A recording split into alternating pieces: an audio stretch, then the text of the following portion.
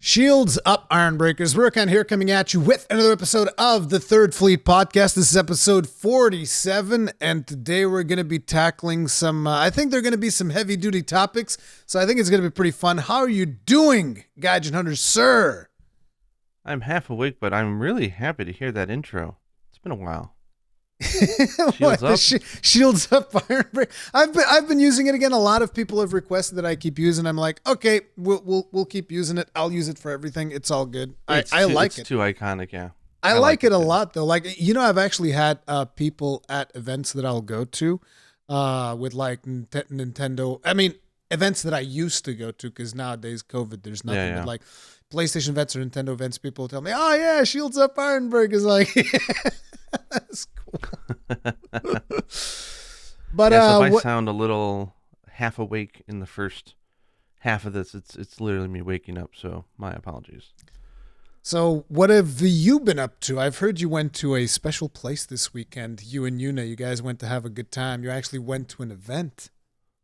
Yeah, it was. When was that? Was that last weekend or the weekend before? But we went to. It's been time's been flying. It's crazy. But as you know, me and I wouldn't say me and Yuna. I would say Yuna and I, because she's the one who got me into it. Okay. Are very much into the Touhou Project franchise, which is the largest indie franchise in the world. That's been going on for 25 years. It's essentially a bullet hell game that one guy makes. He's been making it for 25 years, but he's an indie developer, right? It's funny because it seems like him and Toby Fox. Toby Fox is also a huge Touhou fan, which is really funny. They even had an interview between Toby Fox, who did Undertale, and the guy Zune, who makes Touhou. They had it in our big Famitsu magazine before. But anyway, it's a bullet hell game, and the whole conceit, instead of being like a ship, which is kind of like the old like cave sort. I don't know if you ever played the bullet hell games in the past, but yeah. Instead of just playing like a ship that shoots stuff, you play as characters. So like you're a shrine maiden, and there's story and there's characters. It's really funny, and it's all based on a lot of Japanese mythology and stuff like that. So it's a really fun franchise. But the thing is the creator gives any indie, which they call dojin here in Japan, they call them circles. It's like a group of friends that'll get together. Like let's say me and you make a circle. We have a name called, I don't know, the Ironbreakers, and we invite in other people who share the same interest in creative area, and we just do fan stuff. We make art, we make music, we make whatever, right? And it's an open fan circle. He's given everybody complete freedom to say, look, because his music is unbelievable, his compositions, the characters are great, everything is wonderful, and he says, you know what, if you're not a corporation, and you're just an individual fan, an indie person, you can make whatever you want, be it music, games, manga, comic, art, product. I don't care. Completely royalty free. You're completely free to do whatever you want. Just enjoy the franchise.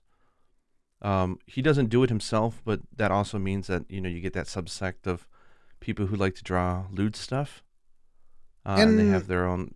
In a lot of ways, this almost seems like the PC modding community, where it's like, oh, here's Skyrim, and then you're just like, oh, let me just completely modify everything. And then, but the difference is with the PC community, then Bethesda comes in and spoils the party and tries to monetize every single mod, whereas it seems this like is that the creator giving everybody. Yeah, he's giving everybody a complete open letter and says, I will grant you free license to do whatever you want. So there is a wealth of. I think there's over I want to say there's over 20 to 40,000 circles in Japan for this franchise. Damn. 25 years. We're talking like anything you want, there's something Touhou version of it. There's rock band music, jazz orchestrated stuff. There's video games. Is there a Touhou Monster Hunter? Games. That's what I want. Probably somewhere someone's made it, but it's all indie fans who are just excited, right? So they hold these events. One of them is the Comic-Con event here in Japan, which is just huge. But then they have one that's dedicated only to Touhou. So it's a Touhou fan event that's held by fans. Like the people who run it do it voluntarily It's a huge venue. They do it twice a year, and I think it's something like 70,000 people go to these things, and they have just like it's just a row of booths across a huge exhibition hall where circles are selling their latest CD or some T-shirts they made, or whatever crafts and stuff Yeah, that it fan might be. stuff. Yeah. So what a few years ago because it's been going through like another renaissance. Like there's a lot of Touhou stuff, including some stuff that the creator has worked with corporations to make, like some official games, so to say. Um, so there's actually a lot of kids who are into Touhou as well, and so there's this huge community of like when you say dojin, everyone thinks it's all like like porn or explicit content or something. Because face it, we're human Lewd beings like to stuff. make lewd content, and when given free reign, they make lewd content. Like if Capcom was to say, you can take Minoto and Hinoe and you can draw them however you want, you can print it, you can publish it, we People are don't already care. doing that anyways. Exactly. So, and I I've think seen that's some great. of those. So the thing is because there were so many kids, they separated that area. Like, so there's an area for that content because that's a thing, but they've separated it. So now there was tons of kids there as well, which was really interesting to see. So like there was other father and daughters, there was mother and daughters, I saw groups of some like middle school kids and stuff. It was like Monster Hunter. It was like a real big mix of kids to older people, young to old, boys All and brought girls, you together name it. by one Love of yeah, of yeah, and it's one funny because there's a franchise. lot of people who don't even play the bullet hell games. They just like Touhou because there's like The art. fan anime. Yeah. There's the art. There's the music. The music is the big part, I think, because the fan arrangements are just so varied because they can do it royalty free. Yeah. And they create some wonderful stuff. So me and her went, and we had the time of our lives. It was really good. It's something we wanted to do last year, but we couldn't because of the pandemic. But they had enough measures in place this year to get the government to allow them to do it. And we are both vaccinated, and we both felt, okay, the measures they have on there are pretty good. Like they forced everybody to, if you wanted to go, obviously they limited the amount of people who can enter the hall by splitting it between morning group and afternoon groups. They were really good about the way that they lined people up. Masks were required. They checked your temperature. There's lots of disinfectants. They also had everybody put on contact tracing apps in order to go to the event. So just in case anybody got sick, they would be able to report it, and then everybody would know if they came in close contact with that person. It was really well held. And mind you, the people running this event are all volunteers. They're not getting paid to do it at all. They're just, they said there is no staff here. We're all just fans. So I was so super impressed by how well they held that event. That was really amazing. So I took out a lot of money. I said we're not going to let money be a factor for us. Ooh. We're going to have fun. And I ended up only spending maybe 600, but we bought a lot of stuff and we had a really good time. So Yuna got, what's funny is I was really hoping to get her some, you would probably understand this, but the glass, so she wears glasses, and it's like the cloth that you use to clean the lens. Oh yeah. I Because you I get know smudges exactly on what them you're all the talking time. about. Yeah, because you need like specific. For those of you that don't have the privilege of wearing glasses, you don't know what it's like. But you need specific cloth. You can't just like wipe it with It's like a microfiber or something like that. Yeah, otherwise you microfiber can stuff. Yeah, scratch it. the good stuff. We just happened to find this sweet lady who is probably, I don't know, maybe in her 40s or 50s, probably 50s, a little bit older, but she has the most adorable art. And she had a bunch of these microfibers for sale for only like $5 each. So we bought like 10. Nice. And she couldn't have been making more than $1 off of those. People are just doing it for the love, and they're just so happy that other people are enjoying their stuff. And there's lots of corporations in Japan that around these events will offer cheaper printing services for either cloth or whatever, for these independent, people, So that they can because go they and get know the that stuff done. Yeah. it's really wonderful. It's a great culture here in Japan for this stuff. So it's been fascinating. And yeah, we had the time of our lives. So we're still floating on cloud nine. That was so great. It's a good memory.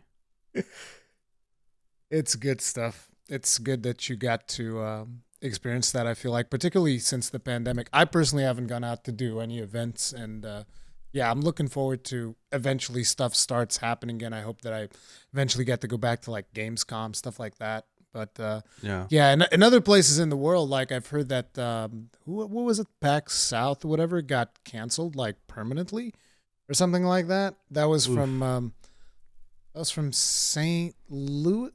I don't know what city that was in, but I don't know. But that got canceled like forever. So, there's a bunch of events that are going to be getting canceled. There's other ones that will pop up in their place. We'll see how stuff ends up panning out. But yeah, the pandemic's changing everything pretty much. Yeah, there's one thing I really wanted to do that I wasn't able to do, which was because it was so crowded. There was a huge line of people donating blood. So the fans also had the Red Cross come in, and they were doing blood donations, blood drives, for people in hospitals. And I've never actually donated blood like that. But the thing is it's like they had an artist, a really good artist too, create a very special poster of the two vampire girls, saying we want your blood. And they said, hey, if you donate blood, you'll get a poster for free. And it's like, oh wow, like it's a product that's only ever made once, and you can only buy it with your own blood. I'm like, I want that. Maybe it's Soul Sacrifice is doing that to me, but yeah, that sounds like some Soul Sacrifice influences for sure. But there was probably a few hundred people lined up, so it was a little too long, especially since you can donate. So I was like, okay, we'll have to figure out another way to do this some other day. But that was nice to see. But it's kind of crazy if you think about it, like 100% enforcement of masking and contact tracing, and none of it was like a corporation. It's all just fans asking everybody to follow the rules, and they all did. I mean, hopefully we can keep doing that kind of stuff for events so that we can see events kind of slowly make their way back into the limelight. Yeah. But you just remind me of the first time that I tried donating blood, and they basically told me, your blood's no good. Yeah, my blood was, because like they'll do like blood work on you to make sure that your blood is good. And apparently I had like one thing where, this was a long time ago, mind you, but it said that my triglycerides or whatever were too high, and it turns out that I had fatty liver, which is when I started like actually dieting and stuff to make sure that I would become healthier. And since then my liver's actually been fine, but it was interesting. It's just like, hey, here you go, take a pint of my blood. And they're like, yeah, your blood actually sucks. We don't want it. We don't want it. God, that Rurikhan's so toxic, not even his blood is good. There's a Soul Sacrifice story in there. Yeah, I'm sure. Cursed blood. Me, on the other hand, I've just been pretty much addicted to Final Fantasy XIV. That's like my life. That's all I've been doing, Final Fantasy XIV. As a matter of fact, even recently I released a Final Fantasy XIV video on the channel, then unreleased it and released it on my secondary channel because it didn't get enough views, and I got really upset. And I was like, God damn it! Spend like hours and hours on editing. But it's like I'm still gonna stream the entirety of Endwalker in this channel. I don't give a crap. But yeah, because that just came out, right? It hasn't come out yet. It's coming out on the 19th. Oh yeah, you're prepping yourself for the big release. Dude, it's kind of funny that it just so happens we're doing something similar at the same time, right? We're both doing passion projects that are probably making us bleed off some temporary subs, which is like whatever. But it's so funny because you spend so much time, and YouTube will just be like, bastard, I'm gonna punish you for that. It's like, no. Yeah, exactly. My problem is that I don't know the timelines because the time zones. So I'm making videos faster than I should. And so like I've had days where I've done 4 uploads. That's crazy. And YouTube really doesn't like that. Oh yeah, YouTube hates that stuff, dude. They're like, oh, he's a spammer. Okay, we're not gonna... Look at you spamming. Oh man, and by the way, did you know that like last week there was a PlayStation State of Play? Did you see the clip I made? No. I made a joke where it was a Rocky Horror Picture Show saying, "I see you shiver with anticipation. Thanks for joining us." And I cut to that ending of. Oh my it's like, God. It's funny because like that event and your reaction was golden. And I really Oh, you enjoyed, you watched my reaction? Oh no! Oh yeah, because I mean, after I watched it, I was like this. You guys can't And see so it's like I just had, blank which is stare. just like a blank stare. So I wanted to see yours. It's been interesting seeing everyone's take. It's like everyone is now seems to be resolving. They're like, you know what? I think we had the wrong idea, or maybe Sony had the wrong idea. We thought this was going to be like a showing off what the systems got. They're like, it's just an indies kind of like To here's some cool, me, which is fine. But to it's just me, like it's people's like, expectations should yeah, never ever be high for those. you should temper everyone's expectations. Like if you're gonna have a show that's mostly about indies, you need to tell people. Like Nintendo does It's this. an indie Like show. when they do the indie stuff, they're like, oh, and this is gonna be an indies show or whatever, right? And people know, okay, so this is gonna be just like indie stuff, whatever, and they know what to expect. But Yeah. it's just like it was not good in my opinion. But it's the way And they ended it was just so abrupt. yeah, it was That it was very to me abrupt. it was comical. It was just like, and it's I think the last game It's they like a showed looked really grenade. cool too. Like somebody just Looked drops cool, a and grenade. then they're like, and it's like, oh, show me more. That looks cool. And then they're like, thanks for Bye. joining us. Goodbye. You remind me of like those. You ever see those memes with like the Arby's commercial where there's like middle of like some really or TGI Fridays or something. There's like something that happened. I think it was These are franchises that don't actually exist in Portugal. exist outside America. Yeah. But it was like, it's a gag. It's like you're on a live stream, you're near something exciting, and then they just cut in, and they're like, "Hey, would you like to have a blah blah?" Blah? It's like an advertisement. It's like, "Stop it!" So they really cut it off in a comical way. Yeah, I wasn't gonna dare publicly comment beyond my little funny video. dude. One, because I think it's cool for indie games to be shown, because the indie scene has been so great over the last few years. I mean, like that's where some of the best ideas are being done, but it's like, man, Sony really needs to find a better way to the problem show the these problem off. is also that like most people that buy PlayStation 5s, this is kind of like the brand that the PlayStation built for itself, which is we're the Oh, yeah. big Yeah. blockbuster console. We're the big Yep. blockbuster. That's like their brand, and that's what people expect. They want the big blockbuster games. And So they don't talk about they them. they have to basically, either set the expectations, or that state of play could have been done by them just like releasing the trailers on their channel. Boom. And it would have been better for them, because I'm pretty sure that I don't know if that video is still up, but if it is, it's probably disliked to hell and back, because, Yeah, so I feel bad for the developers that had their games shown. yeah. Because that's just the Sony branding issues I have. I think they have an identity crisis, and I think they've got their head up their butts. So I think Sony needs to get their crap together. And I Yeah. say this now as a PlayStation 5 owner. I had that system on once. And think by I've the ever- way, and Gaijin says that as one of the few people in the world right now that are actively playing a PlayStation Vita. I know. The one thing that Sony doesn't love, I love. My collection has grown, but that's a topic that we shouldn't talk about. But the PS5, I actually haven't turned on outside of the first 2 days. The Asher's Playroom was fantastic. That was really good. You Me and Una got played to that. get on that. You got to get on that Demon Souls though. I do. I mean, we did that first play session, or I tried it. I was like, okay, but I haven't touched it since. You got to get on. I've been that Demon vicariously Souls. living through watching Hey Jay play Dark Souls and watching your video of your interview with him, and I didn't get to see it, but apparently he did his one episode of Dark Souls 3 just to see if he's feeling it. He didn't pledge anything, and apparently he liked it. And He he's like, liked it. Yeah, wanna I continue- I wanna saw a continue little playing. bit of it. Yeah, he was I don't know super how far excited. he got, but Yeah, he was definitely super excited. And one of the things that I realized is that one of the things is the rolling, the way in which you roll in Dark Souls 1 versus rolling in Dark Souls 3, because Dark Big Souls 1 difference, is yeah. like, I think the remaster was a little bit better, because like, dude, if you played I think the classical one, you could roll literally in 4 directions. I think it was like forward, backward, left, and right. There was not even the 8 directions. yeah, no diagonals. I think the remaster has diagonals, but 3 you can just like roll wherever. And it was like, dude, You're this roll God, is yeah. so good. And I was like, oh, okay, I see it. I see it. Well, Dark Souls 3 is funny because as a Monster Hunter player, you're like, you're gonna give me that many iframes, really? Yeah, exactly. It And it's becomes funny easy. because I yeah, told because them the game they say is so unforgiving. I'm like, really?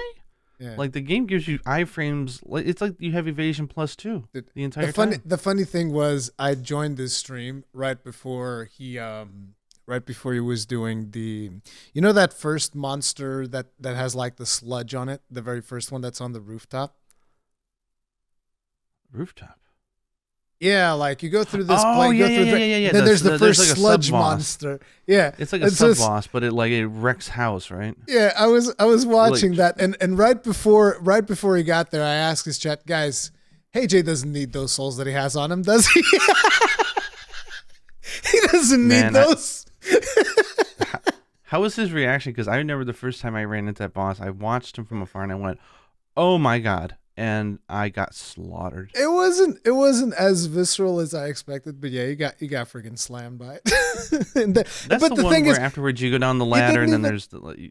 Yeah, he didn't even go back to it. He went to explore in a different direction. I think he's like, let's go someplace else. I don't know what he did afterwards because I was only there for a little bit. I rated him after one of my streams, and then I watched a little bit. Nice. And I was like, oh, okay.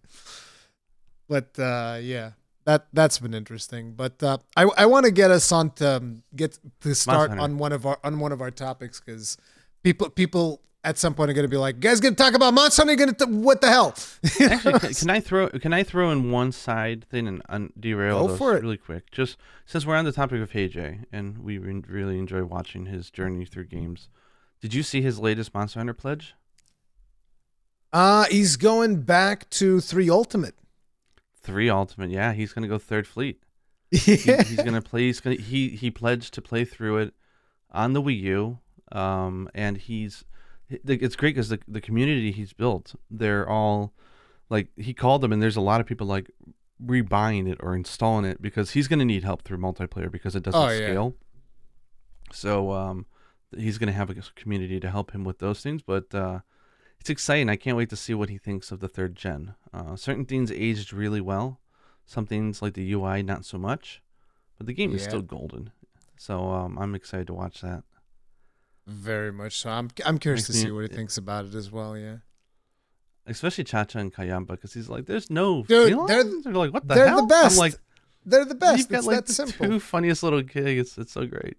Dude, Chacha and Kayamba like are better than all of the felines. Fight me. I don't care. Chacha and Kayamba all day, every day. They're the best. I mean, they're fully realized characters. Like their personalities are really funny. Exactly. That's the whole point. That's why I even have people them. They say, I even have them what's on like the story of Rise. Monster Hunter 3 Ultimate? I'm like, 2 little guys fight over a mask. There you go. That's the entire story of Monster Hunter 3 Ultimate. That's all you need to know. Everything else is like secondary. I mean, monster from the sea, earthquakes. Besides the fact that Legiacris is innocent, filler. Everybody knows it. Legiacris didn't do anything wrong, and we beat him down. It's unfair. It's very unfair. Poor Legiacris. So yeah, let's get into some Monster Hunter, baby. Capcom released an update. I actually got a little bit confused because I was like, "Oh, you don't actually have to craft the armor?" Because I think that no, you didn't have to craft it when they did this for World either. When they did the Defender set, right? Yeah, but they essentially released the no. You had. I think you had. Well, I don't know. No, you had to. You had to craft. You had the weapons. to upgrade it. You had to craft the weapons. Them, yeah. But you had to upgrade the set. But the upgrading the set was like super. It was like the one piece of Anjanath. That was it. It was like super easy to upgrade. But they've essentially released the. You could say that it's kind of like the equivalent to the Defender set almost, but in here it's the Guild Cross set. I mean, the Defender set was not that much more powerful than any other set. I guess it's true. I never actually touched the Defender set. Yeah, and the people's memory was mixed up. It's the Defender's weapons that was polarizing, not the set.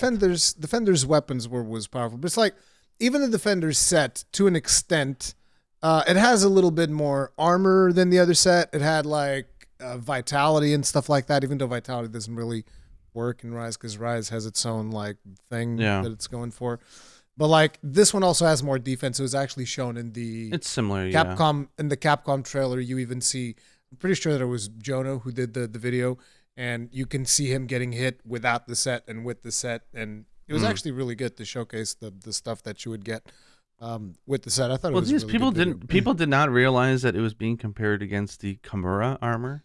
Yeah, It's which like is the base it's like the set. starting armor of the game. But essentially, there was a reaction. I saw your video to it. You were going in. You're just like, oh man. I told you, and I was like, I've never actually sounded off ever in a video. I was like, I never just let myself go completely unleashed. That's actually as angry as I can get. I don't think I've ever that's me furious. And I know for some people that's very tame. Yeah, But I'm just not a person who I don't get mad. I get yeah. frustrated, but I don't get mad, like angry. But it's it's a constant bother for me seeing how people react when Capcom posts, or any company for that matter, posts something on like Twitter, like, hey, we're going to give you this, or hey, we have this. And then like it's just completely unrelated. Everyone just piles on with negative replies. It's To like me, the thing to do. to me, it was funny because I saw one tweet. I'm not exactly sure who did it, but they were basically saying this is what happens when a Bloodborne speedrunner wipes at Kezu. It's just like, that's actually really freaking funny. Come on. Wait, when a And here's bloodbath, huh? Bloodborne speedrunner. Born. Yeah, you didn't know about this? Dude, Wait, I don't- and wait, what listen, is- and by the way, I want to make sure that everybody understands. I love Jesus Here's Toast. He's an amazing streamer. He does like all kinds of Bloodborne speedruns. And he's just like, he's a really nice guy. I love his content. He's awesome. I'm not making fun of him. But it was funny as hell when the clips came out of him. He rage quit Rise over dying to Kezu. It's just, Wow. and again, it's like, I just think that maybe Rise is not for him. Because Yeah, because everyone thinks, and I think that Hey Jake can also be seen here as something, which is everybody thinks that skills from Dark Souls and Monster Hunter like transfer between the two games. I don't think that's necessarily true. Like I played Dark Souls before I played Monster Hunter for reals, and I feel like it's just a different skill set that you need to have. You need to approach the game a different way. Being good in one game just means that you're very good at this game. If you persist enough, you can get good at this one as well. But it's not going to be for everyone's taste. And Jesus Here's Toast, I'll tell you right now, he's a super skilled gamer when it comes to Bloodborne. He's got to be high up there, one of the best, if not the best. Because he'll speed run the game. He'll do no hit runs. He'll do like all of this crazy stuff that I'm like, gosh. I'm never going to do no hit runs in Soulsborne games. That ain't me. Like, screw that noise. Like it's just not me. But anyways, so he wiped the Kezu. I'm and then proud. people I'm proud that it's people were Kizu who memeing got on him it. to quit. That's funny. Yeah. Of all monsters, I love that. But basically, people were memeing on that and saying this is what happens when and I was like, that's really funny. I didn't really comment too much on the armor. I just assumed it would be the same thing as the Defender set. Oh And man, at but the this ti- is so sexy. Did you see how it Yeah, looks like? Yeah, it's the Guild Oh Cross my set. I God. love the Guild It's Cross awesome. set. I've always used pieces of the Guild Cross set in Monster Hunter World It's so for like good. different armor sets and whatnot. I loved it. And as a matter of fact, even because the Guild Cross set, if I remember correctly, was not available at the very beginning of World. I think it became available later with the updates. Not 100% sure, but I think that was the case. And I remember making a whole set around it for like gathering and stuff and whatnot, because it had gathering skill, just like this one has gathering skills. And it's just a pretty interesting set all around, and it looks good, and it's got a cloak. I love sets with cloaks. Like that's the my thing is jam. just like the female type of hunter has been seriously lacking. We call them mantles or mants here, but in Japanese, but cloaks, or capes. Yeah, Capes or whatever. Like it's been lacking. So having that is awesome. Yeah. The fashion potential is ridiculous.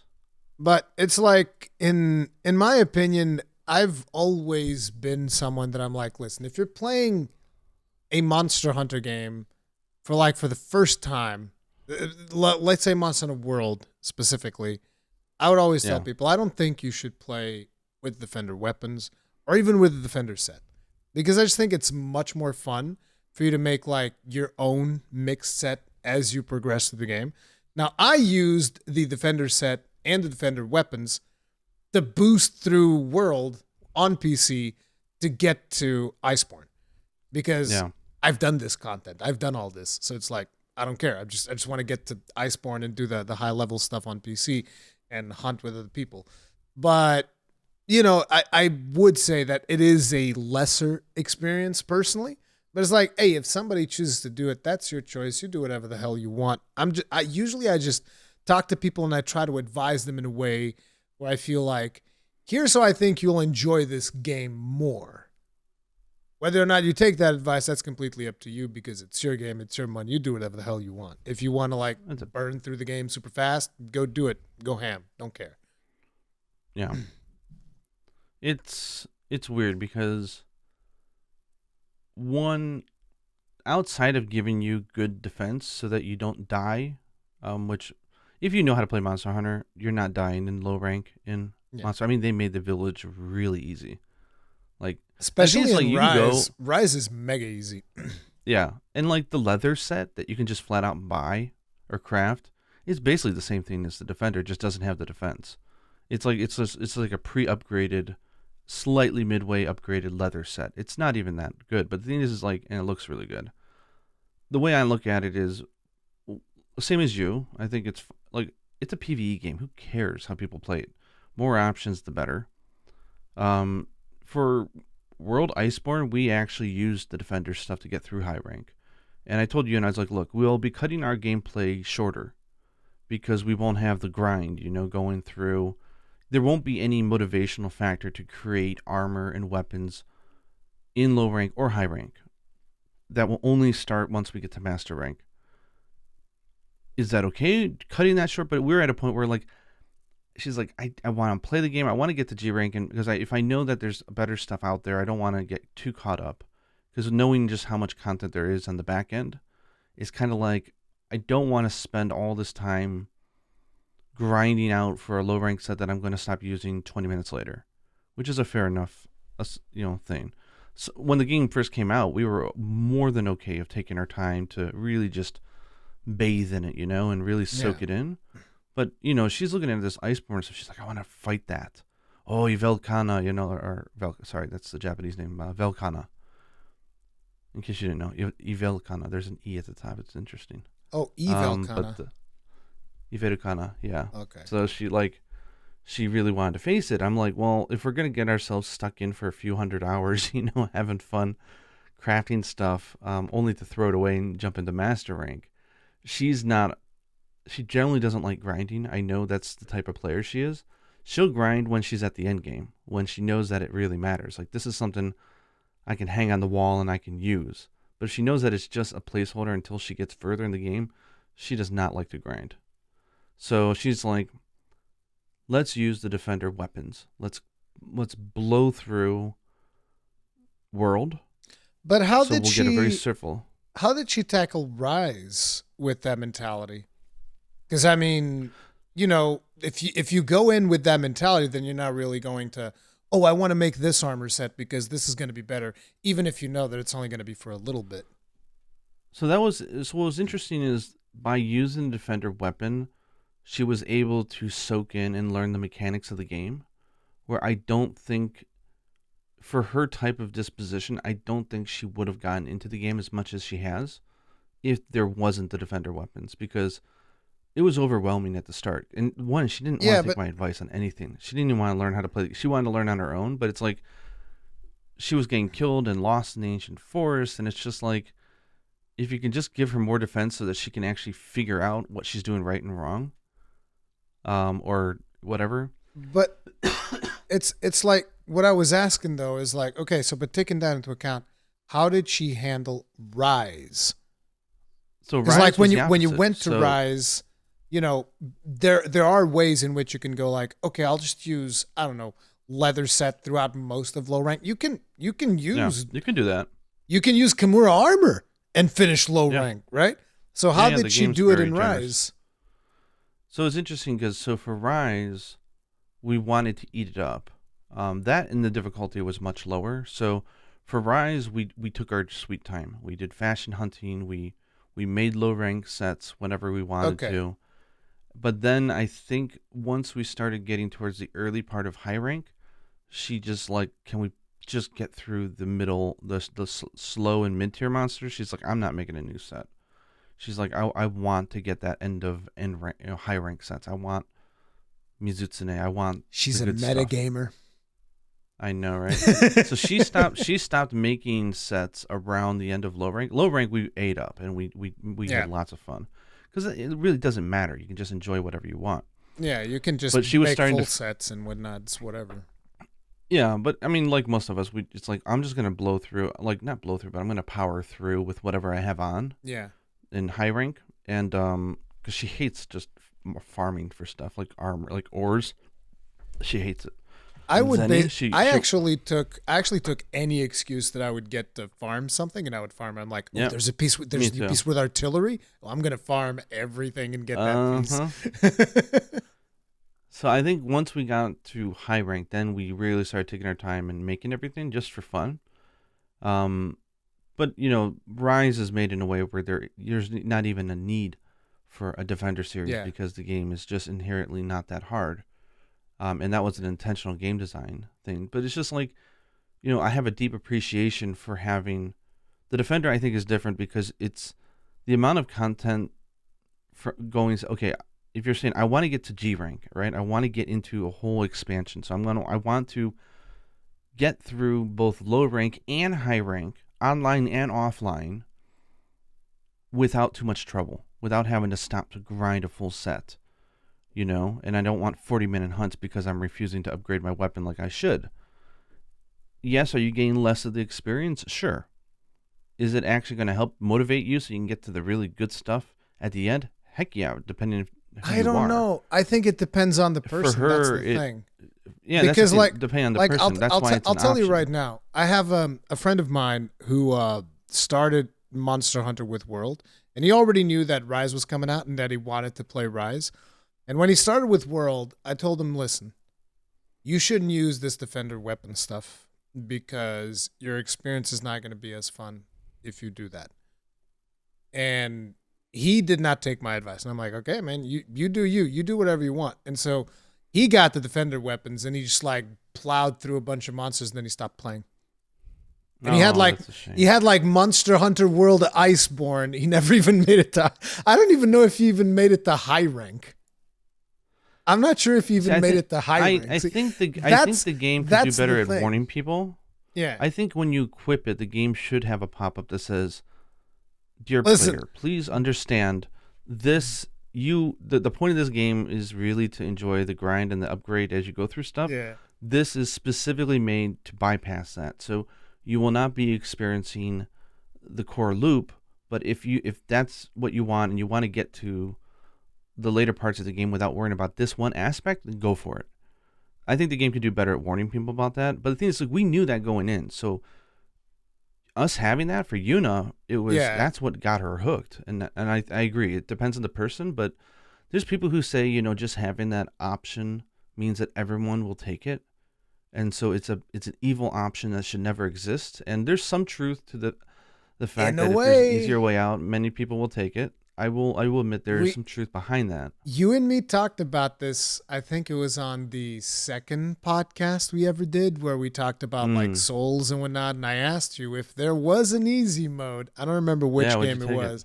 And you said, yeah, I probably would have taken it. And you would have robbed yourself. Sekiro was probably it. Yeah. You would have robbed yourself of that sense of achievement that you get at the end of each fight. Yeah. I think the difference here is that there is a way to make the entire experience easier. And then the point of these is not to get you through the entire game. It's to get you up to the latest and greatest rank, right? Where the game starts to get really challenging. To get you caught up to Endgame, whatever that happens to be. Or like G rank or whatever. So like if this set helps me get through low rank, but at high rank I'm still going to be required to make the the lower monster tiers for low rank. I don't think that's quite the same. It's just saying, okay, well, this is gonna be an easy mode for the game. I don't know. Different. I'm gonna, in my opinion, I'm against the Defender weapons and potentially even against a little bit of the defender set. But it's like I'm not sure that the guild cross set is equal to defender. I felt It's like not. defender, It's if I not. remember correctly, defender had better like skills because you would get the vitality, you would get I think also regen if I'm not Yeah, this mistaken. is this is just a gathering set, Yeah. basically. So It's a this set glorified is leather set. different. This set is different from the defender set, but at the same time, I'm not a huge fan of the defender set and the consequences that it potentially had in the game. Because then again, I'm also someone who's I'm I'm very peculiar, not peculiar. I'm very specific when it comes to difficulty in video games. I actually prefer video games that don't have a difficulty setting because it means that developers Yeah. put all of their effort into this one difficulty setting because this is one of the things that I talked about with Eric's because we kind of disagreed a little bit. I did a video with Eric's about Dark Souls as well, about his experience and whatnot. And we disagreed a little bit when it comes to like easy mode. He's like, I don't know, I like the option, all of that stuff, but at the same time, he can also understand that a lot of people end up robbing themselves of the sense of achievement because they just see the easy option there, right? But So I think what we're seeing. I'll let you finish your thoughts. Sorry. the main reason why I'm kind of against that, and I really want to drive this point home for people to understand, because a lot of people sometimes they think that I'm doing this for gatekeeping or any other reason, and ultimately what I want is for people to have the best experience possible. And it's like I always find it unbelievable how some people call me gatekeepy when I literally make videos trying to get people into the games that I'm enjoying. Like I'm literally trying to bring more people in. It's like, what? How am I the gatekeeper when I'm making like weapon guides for Monster Hunter? What exactly am I gatekeeping? I'm trying to bring more people in, if anything. But it's like So I ultimately the thing there is like this to me. This is the way that I think about things, and that is whenever I go to a game that has multiple difficulty settings. And I go to like the hardest setting, I find that a lot of times the hardest setting is overtuned. And is overtuned in a way that is not necessarily fun because it forces you to play in strange ways. Maybe the bosses have too much health, bloated health. That's like, pumping numbers up is one of the things that 90% of game developers do. It's just like, oh yeah, I'll make a hard mode. Boss deals like, I don't know, 50% more damage and has 50% more health. Boom, done, hard mode. And it's like, unfortunately, a lot of developers do take this easy path, which is just not good. So that's why whenever someone comes and tries to argue like easy mode into Souls games, I'm like, look, there's literally millions of games that have an easy mode. There's maybe like a dozen, somewhere between a dozen and 20 games that don't have an easy mode and that do difficulty right. Please let me have my games. You have literally millions of other ones with easy modes. Please. That's the way that I look at it because it also builds communities in different ways. And I know that communities is one of those things that there's always bad apples in communities, whether people want to accept that or not. Every single community has bad apples. It's that simple. And to me, it's like that struggle that people go through, it builds a connection between players because players like, yeah, we all went through the same thing. We all went through this challenge and it bonds communities together. And yes, there are bad apples there that are just like, yeah, I beat it before it was nerfed or something like that, right? There are people that puff up their chest and they feel the need to like, oh no, I'm big deal because I beat Dark Souls, like whatever. But that's kind of like the stance that I take when it comes to that stuff. Interesting. I mean, where I think about this is that from a Dark Souls or from software game perspective, I understand that. That makes total sense because to me, straight out of the developer's mouth, there's a lot of aspects to those games, right? But the core essence of it is making a punishing system that will punish you hard until you actually take the time to learn it. And when you learn it, it's not any harder than any other video game. It's just it is going to force you out of your comfort zone. Yeah. And it's the overcoming that is the nugget of the game, right? And they've said that that's the main essence of the game, and that's why they preserve it. So I understand that if they felt pressured to add in a mode that eliminates that, it's not going to be the same game experience. Is it okay if someone does that? Sure. Would I feel a little like bad that they didn't get to experience what everyone else did? Sure.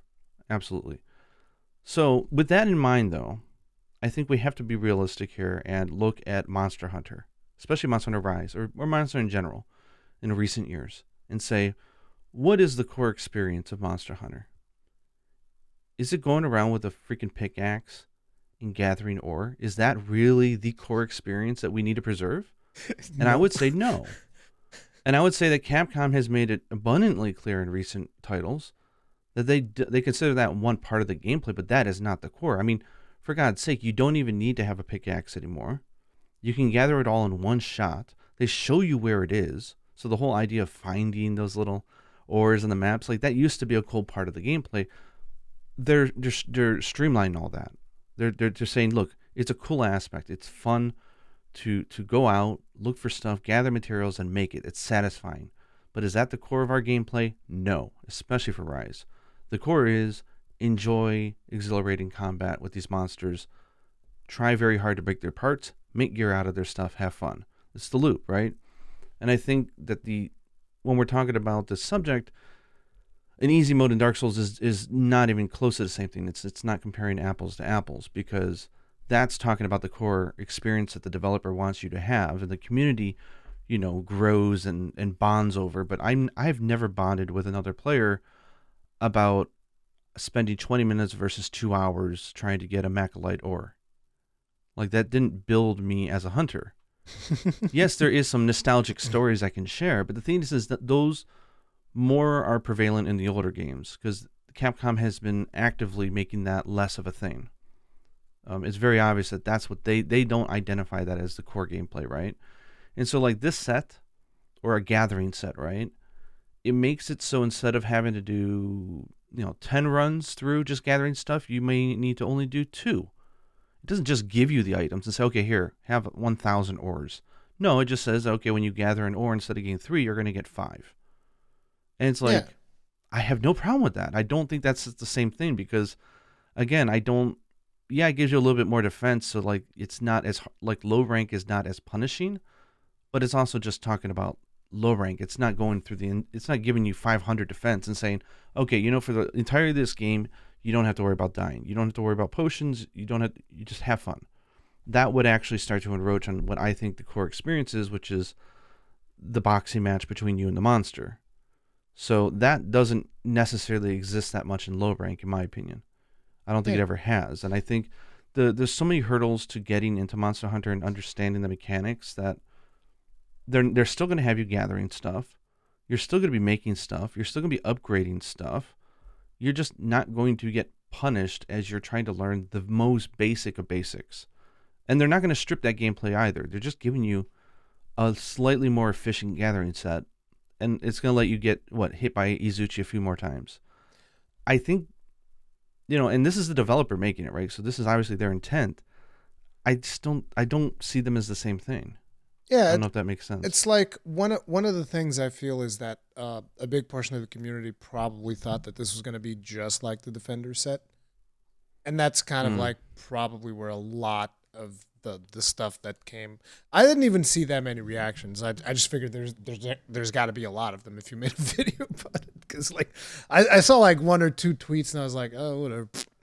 Well, it's weird because there was a lot of knee-jerk reactions, which I understand. I'll say I understand, right? Like, look, they advertised it in a very similar way, I guess you could say, as they did the Defender ones, for those who remembered. I don't think people quite realized what they were looking at, because they're like, look, you take less damage. And they're comparing it to the Kimura armor, which is literally, take that thing off within the first 5 minutes of the game. I wonder if people thought that because he said you take less damage, they just instantly assumed Divine Blessing or something like that. Or something, yeah. It's like, it's a gathering set, guys. It just has the first 3 levels or so of armor spheres already done, and you can't upgrade it any further. So it's like, once you get the HR3, you really can't use this anymore. Then you really got to focus on the core gameplay, because you're not going to be able to get too far. Because it's only 120 defense, I think, or something like that, and you can't upgrade it. It's not strong, and there's no weapons. It's not like there's a Defender weapon, because that I do think does mess with the core gameplay, because at that point you are changing the experience of the back and forth between you and the monster, where giving me botanist level 3 is not really gonna change the game experience at all for me. It just makes it a little bit easier to, instead of having 7 of one of those fire flowers instead of 8, and having to run around looking for that last one, and it's kind of frustrating because you got bad RNG. Now you're probably gonna get it once you actually locate it and find it a few times. That's nice. I mean, we make those sets. We make the leather set. Would Yuna ever make that leather set? Hell no. She hates that part of the game. It's so weird. Even to this day, she will not mine for Zenny. She hates it. It's just not. She does not enjoy that part of Monster Hunter, which I adore. By the way, so basically, I've done all of her Zenny grids. Yeah, of course. Exactly. Of course, it's what any good father should do. But that's one aspect she does not enjoy. But yet she's perfectly fine with grinding and doing naked runs against her favorite monsters in high rank or G rank. So it's different strokes for different folks. But I just think the soul, it comes down to, is this really the essence of Monster Hunter that we need to fervently defend and say, you're robbing yourself because you had to collect 4 ores instead of 6. That's horrible. But like I said, and I don't think that's the case. I really don't. I just don't think that is what they thought. Well, the thing was out when they announced it, so it's like, okay, I get it's like, whoa, wait a second. This game's already easy. What are you doing here? Okay, one, you're already saying that the game was easy, so you're saying that there wasn't any substantial hurdles, so no one's losing out on any experience, according to you, if you're saying that. But the thing is, I didn't get upset at first. I thought it was comical, right? I was like, okay, people are like, one, they're just thinking it's the Defender gear. It's the Defender weapons. The whole game is going to be simple as hell. They're not going to enjoy learning the beauty of Monster Hunter and the core of the gameplay. And then I'm like, wait a second, it's out. Well, let's quickly just press a few buttons and take a look at what it does. Yeah. And then you look at it and you're like, oh, it's like giving somebody a level 3 upgraded leather set to start the game. I'm like, that's whatever. Because you want to know what the funny thing is that I wanted to make a video exactly like that. I was like, oh man, I'm not sure I would recommend new players to use it. I wanted to make that video, but then I logged into the game and it's like I had that one tweet that I saw that I thought was funny about the Bloodborne speedrunner from Jesus Toast. By the way, again, amazing dude. But like, I thought that was funny. I was like, lol. And then I go into the game and I'm like, okay, let's prep up for a video. Let's talk about this set. And then I look at the set and I'm like, what the hell am I going to talk about? It's like it's got botany on it or whatever. Yeah. Are you going to start defending the fact that you get 3 nodes instead of 4? You can just buy a piece of armor that does the exact same thing? Exactly. I already have a gathering set. Like, it's done. I don't need this one. I have a better one. Because, like, listen, my gathering set has, like, wall running on it. It's got, like, my food never drops off. It's got like everything. It's got all the skills you could possibly ever want from a gathering set. I got literally everything. All the quality of life you can possibly imagine. I think I even put load shells on it so that I could, do blast dash to go faster to places. It's like, it's got all the quality of life skills and load shells so that I can jump more. That's it.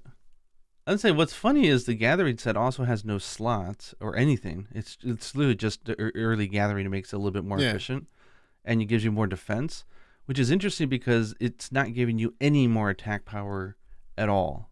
So they're allowing you to fail a little bit more as you try to learn the ropes, but they're not making it easier for you to break parts. They're not making it easier for you to kill the monsters. You're still going to have to put in the work. They're just not going to slap you down as hard as you're trying to learn the ropes. That's basically how I view it. But I think that one of the interesting things to look at here is to really analyze the point at which the community members are coming at this, because I started drawing parallels to stuff that I've seen happen in the community of Dark Souls and even in the community of Final Fantasy XIV to some aspect, which I found very interesting. And that is, this is essentially the community being protective of the experience and being considerate to an extreme level of the new player experience. I mean, if you really think about it, that's essential. Because, why do people not want somebody else to have an easier time? Is it because they're trying to be mean? Or is it because they're like, you're not going to enjoy this video game as much if you go down that route? Now, the problem is that, unfortunately, that leads us to situations where people experience video games differently. Like, I believe you and I don't remember exactly when you and I had this conversation. I'm not even sure if it was on the podcast, but you said, for instance, that you would actually watch how to navigate in Dark Souls or whatever before you Yeah, eventually yeah. beat the game.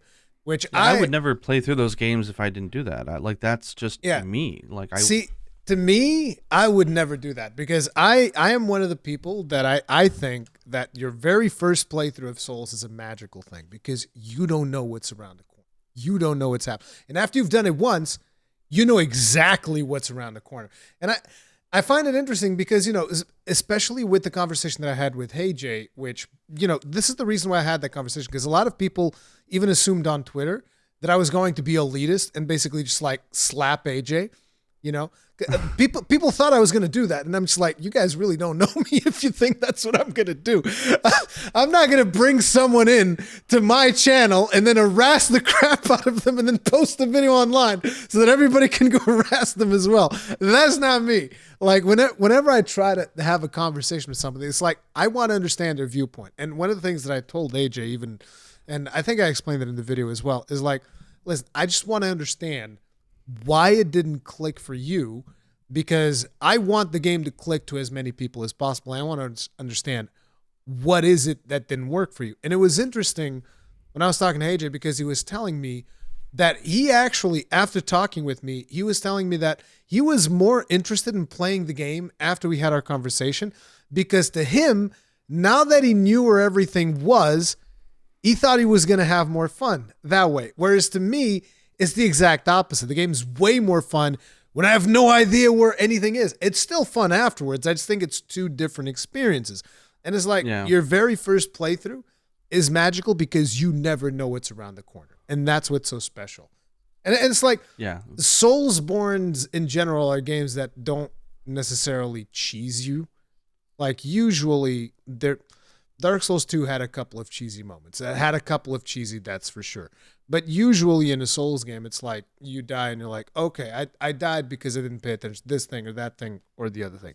But ultimately it's the communities trying to make sure that people enjoy the games as best as possible, which in a way is a positive thing. But at the same time, one of the things that I feel is important is for people to understand different people enjoy games in different ways. Yeah, because I'll say like, okay, like the topic about the defender weapons in World is a more nuanced discussion, which taps on a lot of these points, where I think we just gotta, I don't know if you'll agree with me or we'll agree to disagree, but I think botany and geologist is not that same argument. I don't think that that's the holy grail to defend and say, I can't believe because you're mining. Because you can easily make those every single month. I think actually you'll be able to tell better than me because I played World more than the old games, but I think every Monster Hunter you can basically make a set like that if you want to fairly early on. So I don't think that's a big deal. And also so I think the Rise one, I think people like to lump it together with the overall discussion of easy modes and defender weapons. I think everything has to be judged on its own merit. You can't just say, oh, it's a slippery slope. I hate those types of arguments because it's like, let's look at this and say on its own merit, okay? And like, yeah, but if they start doing this now, then what's next? They're just going to start giving us Magnum Allo armors that are fully upgraded. I'm like, just slow down there, buddy.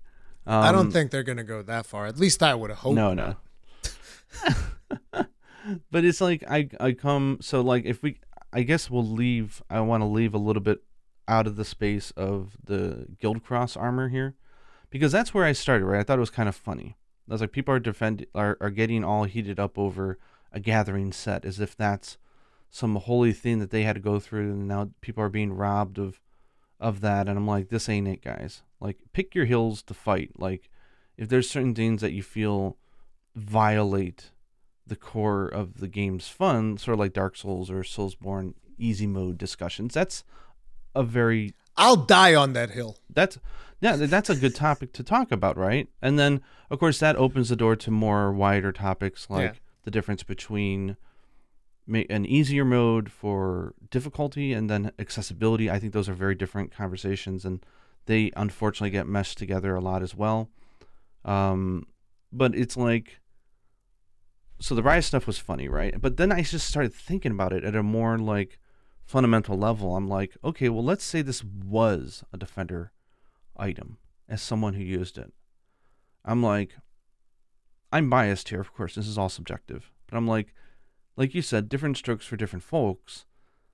Yuna would have never, I don't think she would have gotten into the series if there wasn't the defender weapons. Because she hates the grind so much that she actively stopped playing like Monster Hunter Stories 2 the moment that the game was like, grind, break parts, 7 in a row. And she said, you know what, I don't want to do that. And then when I did it for her, now she's played another 20 hours and she had a ball. But I think that the grind in Stories 2 is fundamentally different from the grind in traditional Monster Hunter games, in my opinion. Because like, yeah. I didn't want it to do the grind in Stories 2, and I love grinding the base game. Yeah, and like, I guess what else? That was a bad example, but I would say like, in Iceborne, that stuff got you into Master Rank, and then you get your butt kicked by Beatotus and whatever. So they won't get you through G Rank. They're basically saying, hey, do you just want to skip over low rank and high rank because you know that the actual fruit that you really want to make is Master Rank?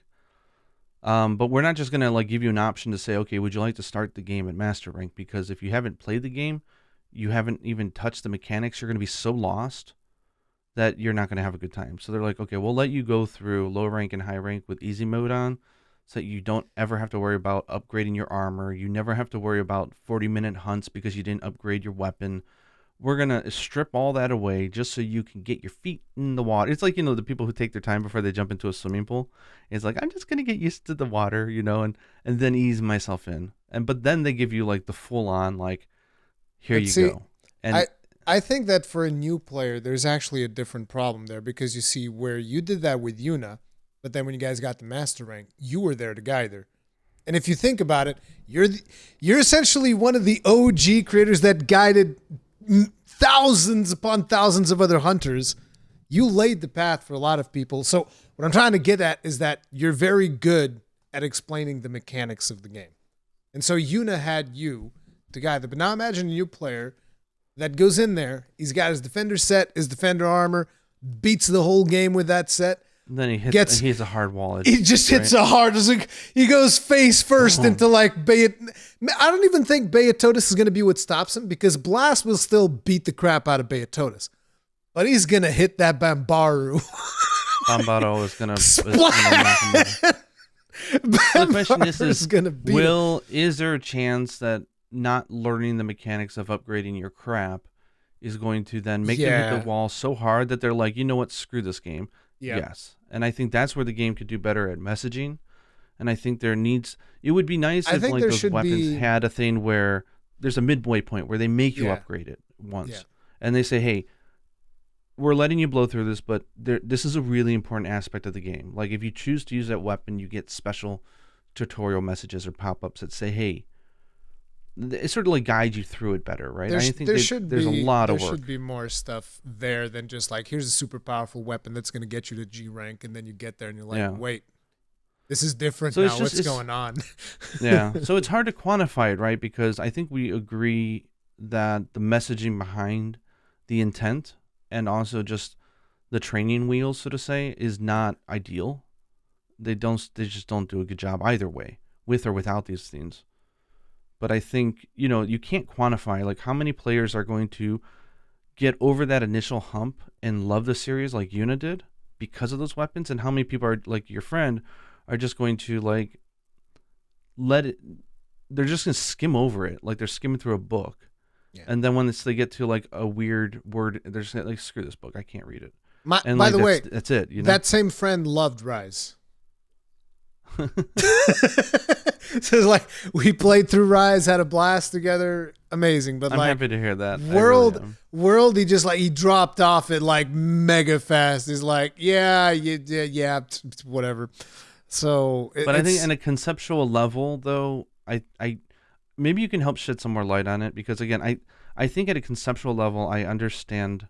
I think the argument then becomes, okay, the heck with this guild cross stuff. I think there's different stances about it, and then there's the concern over, it is changing the intended gameplay progression, Yeah. And is the game doing enough to educate the player so that when they actually do hit the highway, it's no longer the parking lot of a supermarket learning how to drive. Like, it's 70 miles per hour. It's like, did they do enough to teach them? And that's a good Because topic. But if you think about it, like if they repeat what they did with Bloodborne, then I would expect like eventually when Sunbreak comes out, Defender weapons come out. yeah, I expect as well. And I hope that Capcom finds a way to do it better. Yeah. Because I do agree with you that even though Yuna won't listen to me, I'm still finding ways to probably influence her. Yeah. Because she never asks me questions and she doesn't want me explaining shit to her. She's just like, shut up. I don't want to learn from you. Shut up. So she won't even let me tell her how to use a weapon. Like, she won't. She just does not want to hear it. What's And the if I tell her something, Japanese she'll word? actively. Gigi or G? Old man? Yeah, Gigi. Gigi. Shut up, Gigi. Shut up, Gigi. It's not good game. It's old. Yeah, old exactly. It's Gigi. old man in Japanese. Spelled differently. That's a J-I. It's funny, but so it's just. I think I would love to move. I'd like to get your input on. So I'm with you when it comes to Soulsborne because I do agree that that's the soul experience of what they're trying to give you.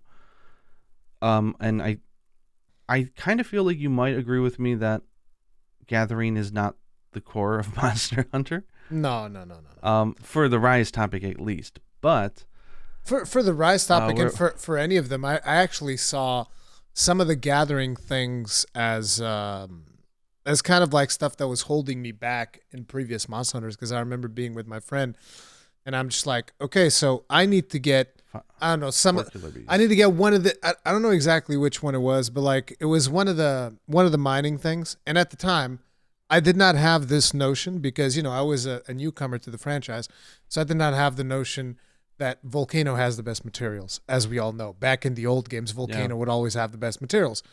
So unless I was with my friend to guide me, I'd be like, well, I need to get this node. I have no idea where to get it. I'm going to go to a map that I like and that I know where the nodes are, and I'm going to go try to find the material that I need. And then I would keep searching and searching and searching and searching. And then eventually when I went to meet my friend, I'm like, dude, I cannot find this one material. And he was like, oh, I know where to get that. And he would just like take me to the volcano map. Oh, it's right there. And I was like, what the hell? Like I spent hours looking for this. So yeah, I agree that Gathering is not like the main thing. Yeah.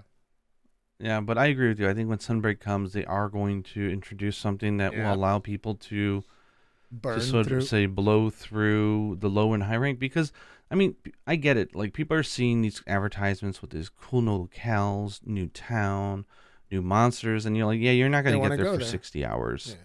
And it's like, I don't want to grind just so I can get to the stuff that's why I bought the game. I want to have the vampire dude. Like, what are you talking about, right? Like, I want to fight the bat. And so there should be a way to help accelerate that experience. Whether the thing is, there's one thing they did in Double Cross, and that was the most grindiest game ever made. Yes. Generations Ultimate, which was interesting, is they gave away a pack of items, which basically removed the entire gathering phase of low rank. They gave you 50 ores, 50 Macolites, 50 killer beetles, 50 that. As far as I'm concerned, they should have given you 500 because goddamn that early gathering in that game, Jesus Christ. Oh Lord. Because like, listen, I am not a Prowler main, but in Generations, if they had like a separation of how long you played Prowler versus how long you played Hunter, I'm pretty sure. I wish I had my 3DS here. I would actually like to see that data because I'm pretty sure that in Generations, my split time must have been like 60% Hunter, 40% Prowler. Because like with the Prowler, you don't need to carry pickaxes. The stuff doesn't break. You don't have a stamina gauge. You don't have to eat. You just like go into the map and gather and not have to worry about literally anything. You can take an empty inventory. Doesn't even matter. So that's what I think that is actually a piece of evidence to defend the fact that I say that gathering is not what Capcom considers part of the core. It's part of the experience for sure. But it's not like the most holy grail not to touch because like where the hell is, I need one more killer beetle and RNG is screwing me on it. That's a good way to get someone to quit the game because Pretty you can't much. upgrade your stuff. You don't have green sharpness. And it's like, oh my gosh, I don't want to spend 20 minutes fighting an Arzuros every time. But I do feel Um, that the gaming community as a whole is also, and I think that this was provoked by some games, specifically when it comes to some of my previous experiences, say for instance with MMOs, which is not necessarily directly related to this, but like World of Warcraft, to give you an idea, taught a lot of players, and I know that a huge percentage of the gaming community played World of Warcraft, and World of Warcraft would consistently teach players throughout their expansions that the only thing that matters is this expansion. That is the only thing that matters. Like the stuff that mm, happened in the that doesn't matter anymore. Now you want to come do the cool stuff over here. And then a new expansion would come out and they do it all over again. The only thing that matters is when you get to the end. And I feel like that game, because World of Warcraft, I think everybody can recognize it was a super influential game. And that kind of like turned a large percentage of the community towards the end game, the end game, the end game. And a lot of people, all they think about is the end game. It's like, okay, I got to get through all of this crap that I got to do to get to the end game. And to the point where I think a large percentage of people no longer enjoy the journey. They don't enjoy the journey that takes them to end game.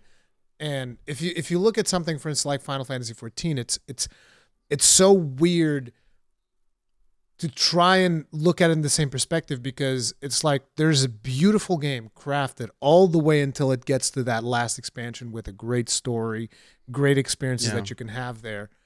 And a lot of people that dive into it, they're just like, no, we want to get to the end. We want to skip.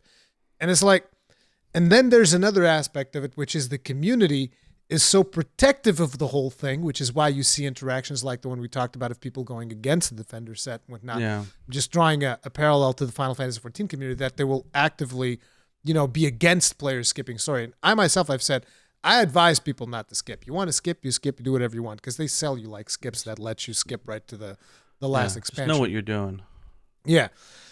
And it's like, the problem is some people will be so defensive that they'll actually, they will be like, I don't respect you because you skipped the story and you ruined the experience for yourself and it's bad. When it's like, it's not necessarily like that. There have been people that skipped the story and then went back and played it again because the game has a new game plus mode that lets you re-experience the story. It's not additional difficulty. It's just go play the story if you want to, right? But that's kind of like the point they were at where a lot of people just want to get to the end game. Other people want to enjoy the journey. And it's just two very different aspects and everything just gets kind of like convoluted together. It's insane. It's a tough conversation, right? Because there's different ways of looking at it, right? There's the idea that this is an expansion, right? Like let's say like Iceborne. We'll look at Iceborne as I think a good test study here because it's Monster Hunter. So because we can't hypothetically, you want to know just we can like hypothetically talk about Sunbreak. You want to know just like a funny thing, just to kind of like break the ice a little bit on this serious topic we're having. You want to know what YouTube usually automatically captures Iceborne to? What? Heist, as in bank heist, porn. That's what YouTube. Oh my gosh. Whenever we see Iceborne, a lot of times in the captions just heist porn. Oh, good gosh. Yeah, it does that. Good job. Auto detection of language. But keep going. Sorry. But no. So it's a tough one, right? Because you look at something like were you aware of the game called White Knight Chronicles by Level 5? I played White Knight Chronicles 2, but I had no idea what I was doing. I barely played any Okay, JRPGs so then you might actually understand this then. It was, I thought, and it's all in presentation, but I thought it was an asinine concept. But so White Knight Chronicles 1 came out, right? And they had the game, and hit or miss, like it was what it was. But then they make White Knight Chronicles 2, which is it's a sequel, it's a different game. Mm-hmm. And then when you buy White Knight Chronicles 2, they force you to play White Knight Chronicles 1. Yeah. I remember so you bought the game, but you probably didn't even play White Knight Chronicles 2. They literally force you, it comes with it and it forces you to play through White Knight Chronicles 1 in order to play White Knight Chronicles 2 because they're like, no, it's the same experience. I'm like, but they had like me? they had like the improved engine and stuff, right? The whatever they had done for 2, but you played 1 in the engine of 2 or something like that. Yeah, I remember something. That unfortunately, I think, is the result of ego of San, the guy who made it. I think it's like you don't force people into playing the previous installment just because you feel that you got it better. You're going to dangle this new scene and you're going to say, I'm going to give it to you and you're going to play it. You're not even going to have the option to skip it. Exactly. I'm like, are you kidding me? I think that's a good thing. Force them. And you know what? It bombed, and for good reason. Really? Oh yeah. Oh wow. What a weird ass concept. Like everything we've advertised to you, you're not going to get to unless you put in 60 hours of replaying our previous game, which didn't review well because we feel so happy about the work we did. You want to know you're going to eat your damn broccoli before you have dessert. You want to know what the best part? That you know who should have done that? From Software should have done that with Dark Souls 2. Force you to play through Dark Souls 1 before you. Oh my god! Because you want to know what the best part would be. By the time you've done Dark Souls 2, you'd be like, you know what? I actually like the first one better. So you got like extreme cases of like they're forcing you to play through the first game before you get to the sequel, which I thought was the most bizarre thing ever in the game industry because I don't know of any other game that did that. Yeah, that is weird. And we can have a good laugh at it, but then I'm thinking, okay, well, let's look at the marketing for something like Iceborne. Yeah. Or even Sunbreak, right? To us, it's an expansion. We've played the base game. We're just waiting for the expansion. So once it comes out for us, it feels like a new game because we're able to jump into the content right away. We don't have to wait. We want to go see the story of this new village. Day one, baby. We get that, We want to meet Malzeno. We're going to do that probably very soon. So we get to experience it as if it's kind of like half a new game and half DLC, right? Yeah. So we're in a privileged position. But imagine if you didn't play Rise and you see Sunbreak and you're like, oh shit, this Rise looked okay, but this really calls to me. This looks cool. Like it, and you're taking it sort of like, yeah, but this is just DLC on a 60, how many hours would it take you to complete Rise if you went critical path? I would say maybe 40 30 hours? Yeah. I think 30. So like this is DLC on top of a 40 hour game. So when you buy it, you're not actually even going to see any of this content unless you put in the 40 hours of playing the previous game. And if you look at it through those lenses, which I know is extreme, but then again, this is DLC basically being released a year afterwards, right? So it's like, but it's marketed like a new title, right? So it's kind of weird to me. Like I get the idea that it is DLC, so skipping that core base is kind of like, are you insane? But also I understand the desire because of their marketing to give players an option to at least get through that a little bit faster. To say, you know what, like White Knight Chronicles is saying, look, we're going to force you to play the first game, but we're going to give you so much experience points that you don't have to grind at least. Like you're going to get through it and you're going to enjoy the story and the atmosphere. You need original experience.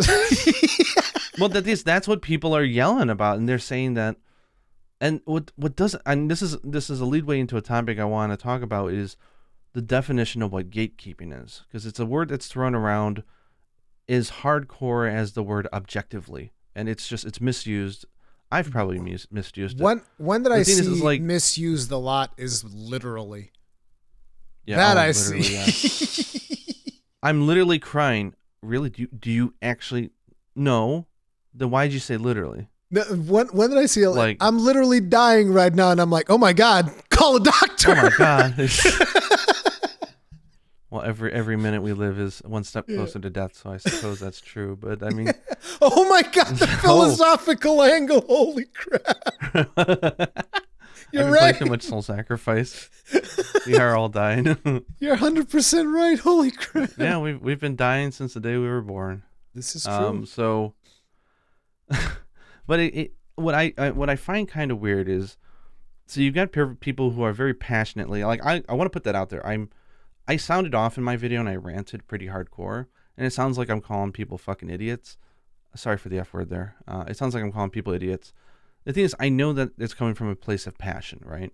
Yeah. It's just I think it's misdirectioned at the wrong thing or the wrong people or stated in the wrong tone. But it's just like telling people, no, you have to play the previous game. You have to go through the grind.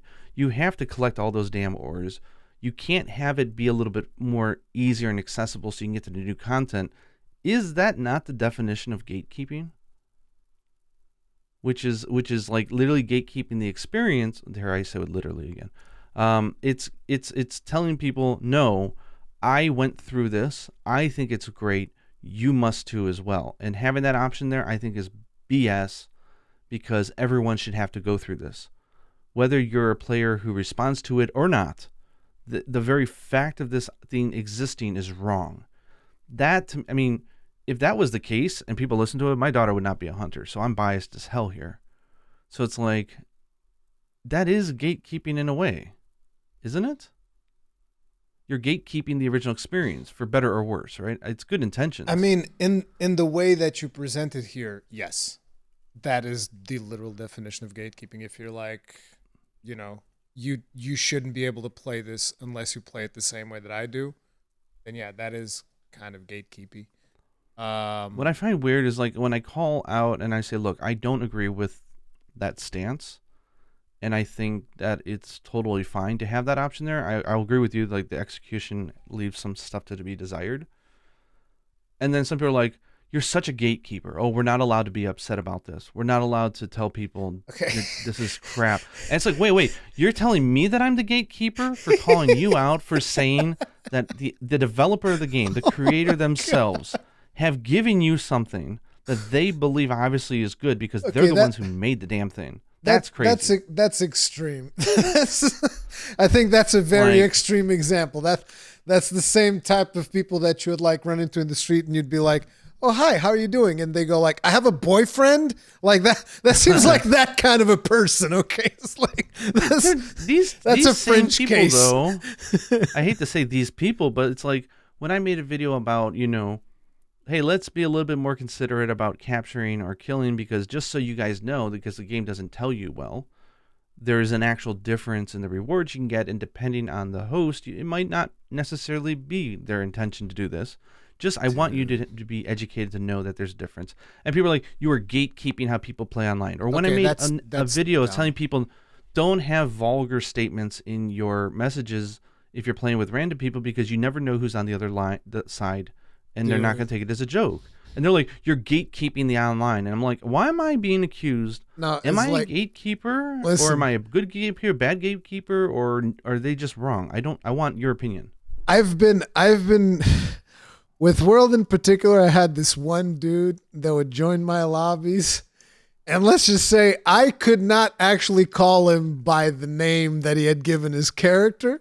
And I could never repeat on stream any of the messages that would happen when he died, when somebody died. It was not only vulgar, it was like cancelable vulgar. You know what I'm saying? Ouch.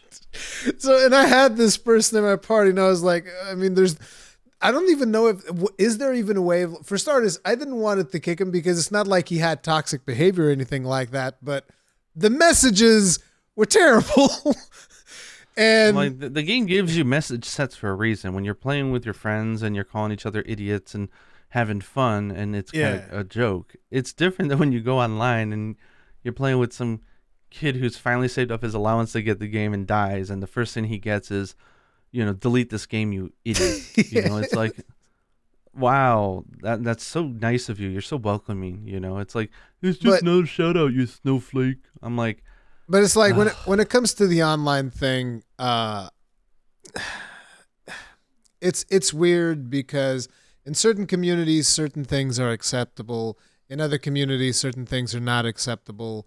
And the only thing that I would have to say about that is like, I just feel like people should be reasonable, and you can call that gatekeeping if you want to. I just feel like people should be reasonable. Like maybe something that I say to my friends, my close friends that I know, or maybe even like people that watch my stream and they'll be familiar with the memes on my stream. I think it'll be okay if we all make fun of each other. It's whatever. But if I'm in another public lobby, that could become a problem. Like, imagine if I was to say, I don't know, imagine that it was a meme for me to call somebody useless every time that they died. And that's like an accept. It's not, but imagine if it was, hypothetically, Context right? matters. Yeah. And that's like an acceptable thing within my community. It'd be a funny thing. It's like you died and my character would say, useless, right? That would be funny. But if I then go into a public lobby and somebody dies and my character says, useless, that's not going to hit quite the same way. And I feel like people do need to take that into account. But, then there's also the side of like, are you really going to be overly upset about somebody calling you useless in a video game online?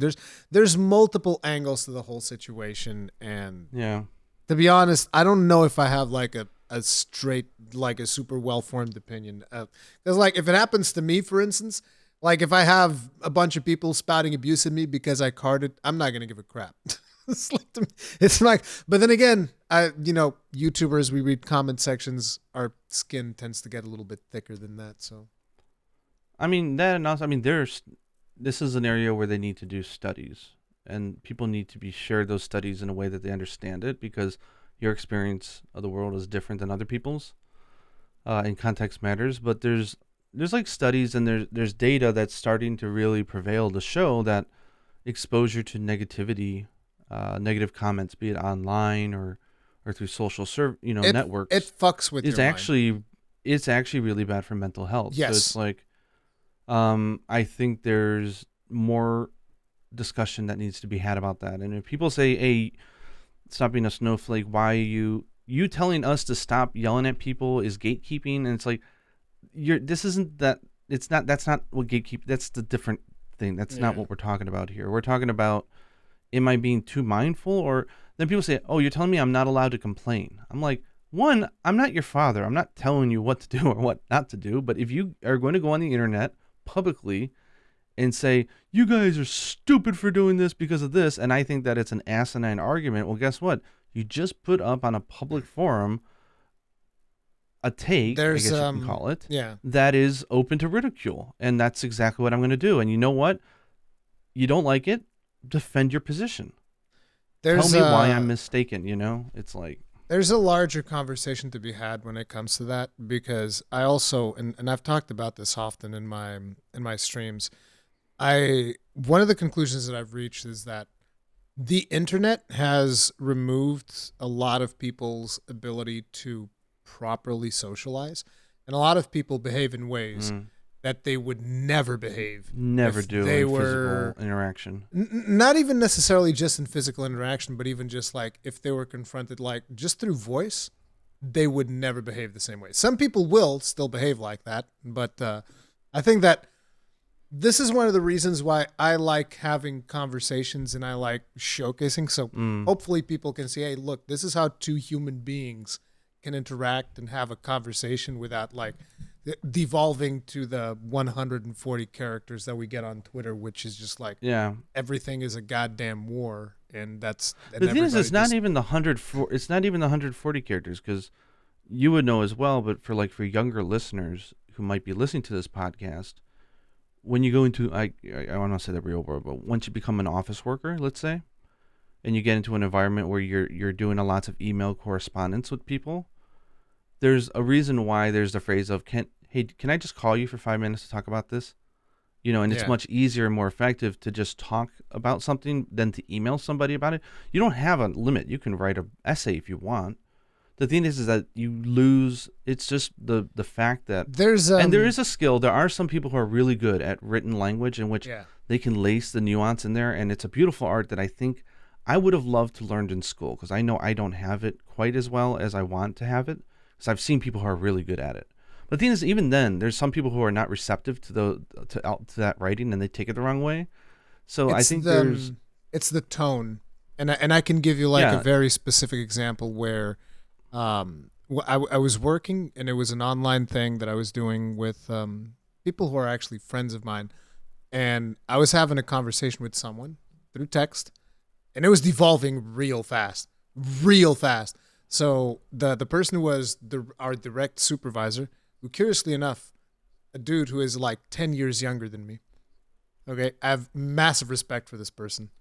For those of you wondering, it's Hengist. Hengist was my boss at the time.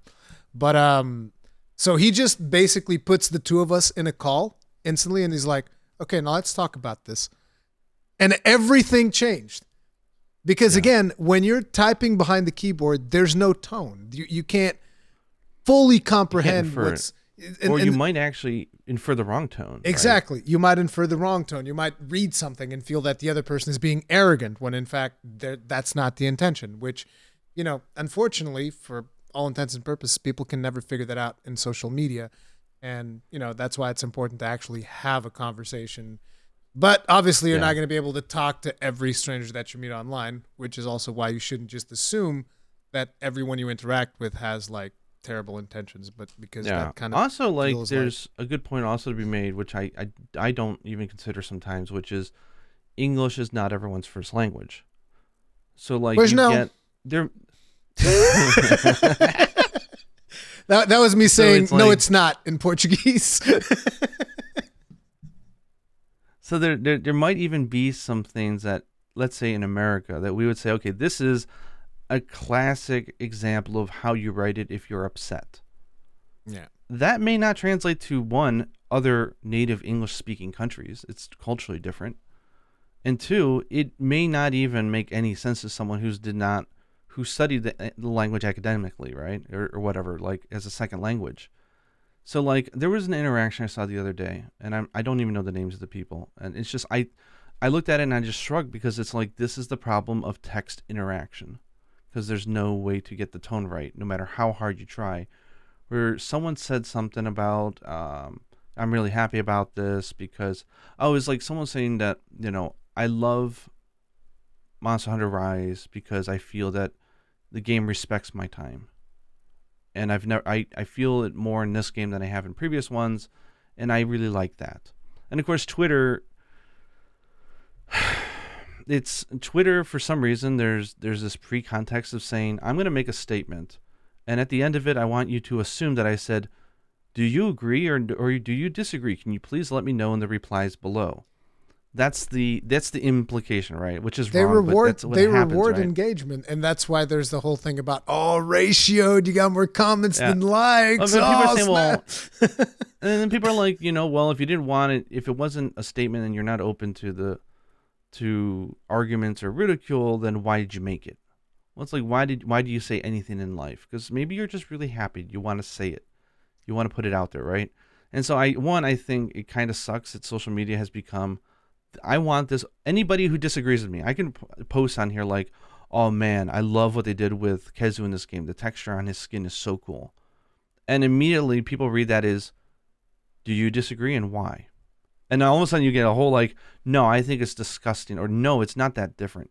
And someone replied to it, and they were being curt. Like, you could tell their intention was good, but they what did they do? They quote retweeted, which already there's a huge debate on what that means, right? Because usually when you quote retweet, it means doing that. I love because usually, and people can disagree with me because there's no set cultural explanation of what it is, but I think one of the more general accepted, I could be wrong, ideas is that a quote retweet is when you hear something someone says at a party, and instead of going up to them and having a conversation, you're going to go over to party B and say, dude, this dude over at party A, this is the shit he said, and here's my thoughts on it. It's you're actively not engaging them. Now, I get that some people like myself, sometimes we use quote retweets just to open up, like, okay, this is a good conversation. I want to open up with my community, and I want to talk about it. You know, or I think this is something I want to talk about, but I don't necessarily want to engage this person. So I'm going to use the quote retweet. But there's also people who use that as a way to laugh at somebody and to say, look at this idiot here and what he's saying. Isn't this stupid? And so, like, again, it's the whole, you lose the tone, you lose the intent. And so someone had quote retweeted him, and they started with a disagree, period. And then an explanation of why. And it's that full stop. It's that period, the hard disagree. I'm like, wow, that could be read in a really aggressive way. Like, no, you're wrong. It's like, I don't agree. And I thought about it. I'm like, linguistically, he was totally right to say disagree. It just means I do not share your opinion. And here's why. and So- it's Discord, but it's the way that it comes off sounds like holy Was crap, it in dude. all caps though? That's what we need to No, analyze. it wasn't, but it just made me reflect a little bit more on. Yeah, it's Man, social media sucks for discourse because there's a lot of people It who come does. off as barbed in their wording, but when you And- talk to them, you realize they're not actually meaning to. That's not the tone at all. That's just the way either they write or that wasn't their intention. and So like it's I said, it's it tough. takes away social skills from a lot of people because they type these things online and they don't actually think about would I actually say this if I had this person face Yeah. to face. Well, then there's that issue. Yeah, there's people who are more brazen behind a keyboard saying, I could say, you're an asshole or you're an idiot. Well, That's you're not wrong. stupid. It's like, would you go up to someone in their face and they give you an opposing opinion and say, well, you're just an idiot? And you're like, no, because that's rude. Then why is it okay to do it online? Yeah. You know what I mean? It's like the behavior difference is, I don't think we as species, as animals, were meant to interact. One, we were not meant to be exposed to this many people at once. I think that's that's abundantly clear. There's Look at celebrities and just meltdowns. There's another there's another thing that I actually saw in a video not that long ago. I don't remember exactly who it was, but they made a point that I was just like, "Oh my god," which is back when we were younger. Like imagine you go to school and you get bullied at school, but you come home and like home is a safe space, right? Yeah. You're not getting bullied at home. They can't get in there. They can't call you up and Yeah, exactly. But harass now you get bullied at school, but then you get home and then there's like social Online. media and everybody's making fun of you and what happened and all. And it's like, I am scared for what potentially my child could go through because of the way that everything is like interconnected. It's insane. Like my kid, he's 6, doesn't have a phone. I see tons of kids that are 6 that already have like a phone, their own phone. And I'm just like, no, dude, I'm keeping my kid away from that. All of that stuff for as long as possible, dude. It's like, that's crazy. It's tough because Yuna's 12, so she's got a phone, and my instinct right now as a father is to say that the pros versus the cons, like does the benefit of social interaction these days outweigh the negative parts? And I would say no. I would actually say that the negative stuff is actually really bad. Because I don't think we're not meant to hear that many opinions, especially at the end of the day, these platforms, all they reward is engagement. That's what they do. Yeah. It's like it doesn't matter Actually, if it's like I read an article.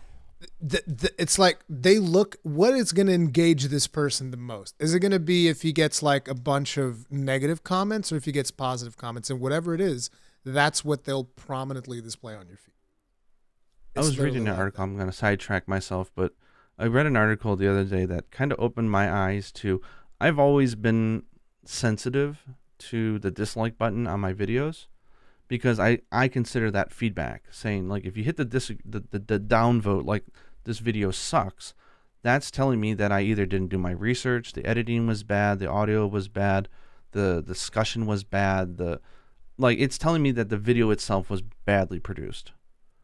When of course people are just saying, no, I just don't agree with what you said, or I think that sometimes, I agree, it sucks. Yeah. So I hit the disagree because I agree it sucks that this happened, and you were saying it's like, but no, you're telling me as a creator that the video is bad. And it always bothered me on a personal level, right? Because you get people who just downvote stuff just to do it. Like, you publish a video and within 10 seconds you've got 10 downvotes from bots or something. But then I was reading an article last week that said, and I don't know if it's true, but it probably is that YouTube actually doesn't distinguish between an upvote or downvote. Now it does. It looks at it as used to, and now it does. It now didn't used to, and now Maybe it does. It Yeah.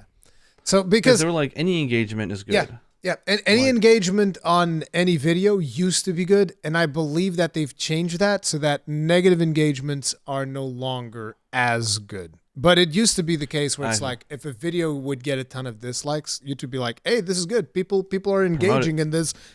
Make more. Yeah, keep talking."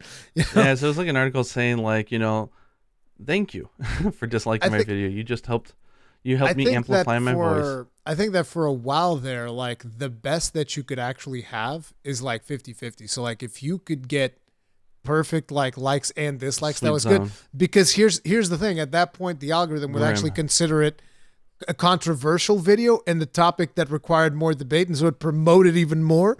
So like I Okay, used to that's good look to a know lot that into things that. are a Yeah. little bit different. But That's good. I think it's different now. I think that negative engagement is no longer as You rewarded get one. as You get one positive. experience point instead of 10. You Yeah, know? something like that. But I don't think you're getting penalized for it, which is No, you're not getting penalized for getting dislikes yeah, on the video. As far as I'm aware, still at mentally least. messes with Yeah. you at a point. But Yeah, yeah. but that's its own topic, and we're Yeah. sidelining. But I mean, We're to get sidelining back so hard to into like social media now. I know. It's crazy. I know we got to get back to Monster Hunter and community Yes. questions, but I think at the end of the day, I stand by my video, my rant. It was fun as hell. I actually told you, and I was like, look, I need some therapy. And the thing is, I was very upfront about it. In It part of is- my it video, I is said, this is therapeutic. therapy. Like I was like, this is therapy for me. Like, I'm not yelling because I feel it's that serious of a thing. It's like, I need to get this off my chest publicly. And you Dude, know what? I'm going to enjoy doing it. if And you I'm going to watch say it loud. if you watch literally any video from my Rurikhan Unleashed channel, that I do that so many times to basically criticize Blizzard. That's what I do because I'm so disappointed in the stuff that they do that I'm just like criticizing them all the time. It's just like Yeah. I'm just venting. I'm like, be better, improve. I want to be able to like your games again, improve, become better. It's like Jesus. But I did kind of had another topic that I also wanted to bring up because Yes, I let's saw move away. I think we've talked I this saw one a to death. I actually saw a very interesting video by Ackman. Not sure if you've seen any content from him before. Dude, he does a lot of No. like gaming content where he just talks about games. He's very knowledgeable of a lot of video games, so it makes his videos super interesting to watch. And in this video, there were some reactions from other streamers in regards to Halo. And people like, now you're going to talk about Halo? This is going to come right back around to Monster Hunter. Relax. So We're getting the back. point that was made was there was a lot of like top streamers like Dr. Disrespect, Courage JD, Tim the Tatman. And they were all saying that Halo was going to flop due to the fact that it doesn't have a battle royale mode. Now, the point of his video was to point out the fact that, all of these streamers want a battle royale mode because that is what their audiences are used to because they all play Call of Duty and all of these things. Therefore, battle royale mode is just like one of the most popular things. Obviously, people know about PUBG and all of these games that kind of came out, and they brought battle royale into the limelight. And the Act-Man was saying this like, so our metric for a video game success is how many people are watching it online. And I was like, that's a very interesting point because that is something that I've also seen multiple times being brought up about how Monster Hunter World has more people watching Rise. it than Monster Hunter Rise, and therefore Monster Hunter Rise is a failure somehow. Yes, a console experience in which is focused on multiplayer, 16-person hub exchanges, and game design is about long play sessions at a console versus a glorified 3DS game that you can play on a big screen. Oh yes, it's so different. Yeah, but it's like it does bring to the limelight like, okay, so what is the importance of something like an Endgame, which I feel like is one of the biggest complaints that we've had with Rise. Like, it doesn't have an Endgame. It doesn't have the eternal chase that you would have. You can basically do whatever you want, but you don't really have the same thing that you have in World. And I kind of feel like a lot of video games are going this direction, which is, every video game is expected that by the time you get to the end, there's an end game there waiting for you. Now, we've talked about this before where we're like, okay, my mind is exploding. Sunbreak? With Sunbreak. Sundance Festival? We expect it to have more of an end game than we did with Rise. But at the end of the day, I was thinking about, does it need to have like this mega end game thing for me to enjoy it? And the answer is I don't think it does, because one of the things that I like about Monster Hunter is that eventually it ends and then a new one comes, and you get to play something different while you wait for the new one. You don't have to play it like an MMO. You don't have to play it like, for instance, Yeah. a World of Warcraft, which for a significant portion of my life I played nothing but World of Warcraft.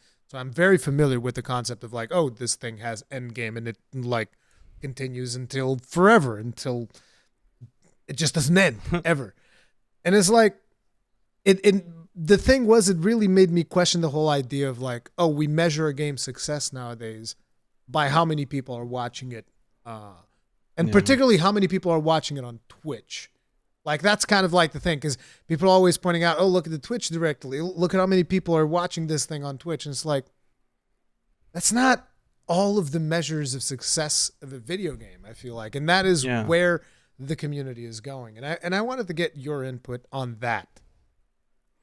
Yeah, I think some games. I'll bring this more focused to Monster Hunter in a second, but I think in general, I agree. Like, there's a lot of games that may actually be bad to be as viewed experiences, right? That are not that engaging for a viewer, but are very engaging for a player. So I think Twitch is very much its own little thing. And I don't like the idea of it being used as a metric in the same way I don't actually think Metacritic is a good metric either. Oh, Of anything. That's its own topic. But yeah, it's definitely not. like Twitch, it's like I think about Twitch and I'm like, I think people have a tendency to think it's more mainstream than it actually is. Because if you think about it, like, okay, Monster Hunter World sold 20 million copies. At its peak, how many people do you think were streaming it or watching it? Like, it's a very small subset. There's a significant amount of people, but it's not the majority of people. Rise sold like what, like 7 million, 8 million? I forget now, but yeah, You're not having not like 1 million of those people are not all engaging with it on live stream and viewed experiences. Like it's still it's a small subset, so I don't think that it should be considered a good metric and representative of the game in its entirety. And I think it's bad because it does push people. Publishers are known to have executives that don't understand the creative process and will say, hey, every other game's got a battle royale mode or are trending on Twitch. We need to do the same. Yeah. And they will tell their developers that they are paying. And because they are the one paying, the developer has to they can fight back all they want, but at the end of the day, if the publisher says, we're not shipping without a battle royale mode, yeah. Then you're going to have a damn battle royale mode. I can't wait for people to go like, oh man, Elden Ring would be amazing if it had a battle royale mode. Oh my God. So yeah, I think it's a horrible metric, and at first I thought it was just being snarky and funny with the whole screenshot Twitch Rise versus Iceborne, and people were just saying, oh, I was like, okay, whatever. But then it started annoying me because I think there's malicious intent behind a lot of those posts. There's a negative intent of trying to infer that Rise is either not as loved as Iceborne or it's not as good, and they're not saying it, but it's inferred, I think, and I think that's a dumb sentiment. It's one, just, because they're completely different products, and two, engagement like that should not be the metric for every game. They're not meant to be like that. It just reminded me of like a video that I made a while back for World where someone was arguing for a battle pass like system for Monster Hunter, and I'm just like, oh God, no, please no. I personally would not like it, no. Yeah, I that as a matter of fact, I've said it, like the battle pass is one of the reasons why I personally don't engage with Dauntless more, because I end up feeling like I'm missing out unless I dedicate a redonkulous amount of hours to grinding out the season pass, which is, I mean, that's the price to pay for. That's the price to pay for a free to play game, right? Yeah, you gotta have which you got to design your game around something to make money. Yeah, and by the way, I've salaries for free. I've said multiple times that I love Dauntless. I think Dauntless is a really fun game. Oh, it's just sorry, I'm gonna interrupt. I gotta say something because I have badmouthed Dauntless in recent time. How dare you? I mean, I was like a huge supporter of the game, and then I even did a sponsored video for them, and then I went dead quiet because I was personally offended that when they started, it was indie kind of studio, and they were trying to get started, and they didn't have the funds, they pretty much risked everything on this game, right? and they didn't know what was going on. And so when it came to the topic of translation, they didn't have the funds, the backing, or the means to try to translate this in other languages. And fans started like just fan translating, saying, here's French for the game, implement it. And so they embraced it. They said, okay, we're going to have a community of fan translators, and if you want to be part of the team, go for it. We can't pay you, but we'll give you some in-game perks. And as someone who has many friends in the localization industry, it didn't sit right with me that after they tasted success and they got off the foot and it was out of its like experimental beta phase, they were still utilizing fan translations for well over a year or two. That didn't sit right with me. And I said, you know what? I don't want to support this game anymore because they should pay for the services. They should pay for translation. I found out from one of the members reached out to me when I made a comment recently and said, no, we do pay our translators now. And in fact, they went through the effort of introducing the fan translators to the localization companies that they're now paying and engaging so that they can get hired to do the job that they've been doing. I thought that was cool. So I was very happy to hear that. So yes, they did. I think they got acquired, or maybe they got funding behind something, but they got money now. Obviously, the game has found its niche as well, and they are paying their translators. So they rectified something that I was very unhappy about. So good on you guys. Thank you for that. But it's like I was saying, like I think Dauntless is a really fun game, but I don't know, there's something about the season pass model that it never sits right with me because of the fact that you buy it and then it goes away. And if you don't do all of the tasks that, there's just something there. Use it or lose it. Yeah, there's just something there that I don't like the way that stuff works, and eventually I ended up getting burned out on it. But yeah, that's one of those things that was suggested to Monster Hunter. I mean, this was a post that was made on Reddit or whatever, and this person was talking about. No. He also mentioned Battle Royale, and I was just like, dude, what the actual hell are we even talking about right now? Oh yeah, it needs a battle royale, but that's like the expectation nowadays. Like if there's a multiplayer game out there that is coming out and it's like, oh, in order to be successful, it needs a battle royale mode, and it's so incredibly ridiculous that, for starters, a game can be an amazing game and maybe not be a good spectator game. There's plenty of games that I don't play on my stream that I would love to play, but they're just not that successful. Like, for instance, I want to play Persona 5, but usually I don't get that high viewership when I play Persona 5. But that's also because I don't think it's very interesting for people to watch me play Persona 5. I think there are people who do a better job of presenting the game than I do. Like, I'm better at presenting action games and making that entertainment. And Persona 5 being a turn-based game, I don't know. But, like... It's tough, yeah. It's a different skill. But ultimately, the point here is the Twitch directory is not the ultimate measure of success when it comes to video games. Not even close. And there's just way more to a game than that. And yeah, it was just something that was weird to me. And then just like all of these things about, oh yeah, we need to add all of these modes and all of these things and all of this Endgame and whatnot. Like, and here's the thing, at the end of the day, one of my favorite things about Iceborne was when we got the guiding lens. I was like, dude, it's a whole new map. You can grind the crap out of this. It's amazing. I love it.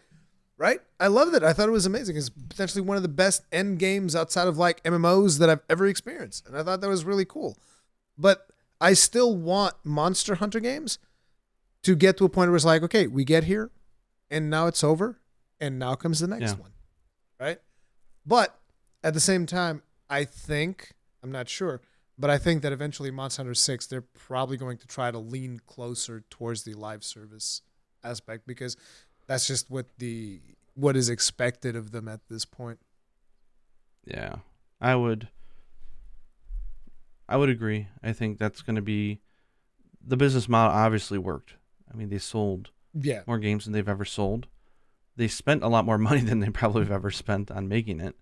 But it's, as a console, it's the right platform to try to do that stuff.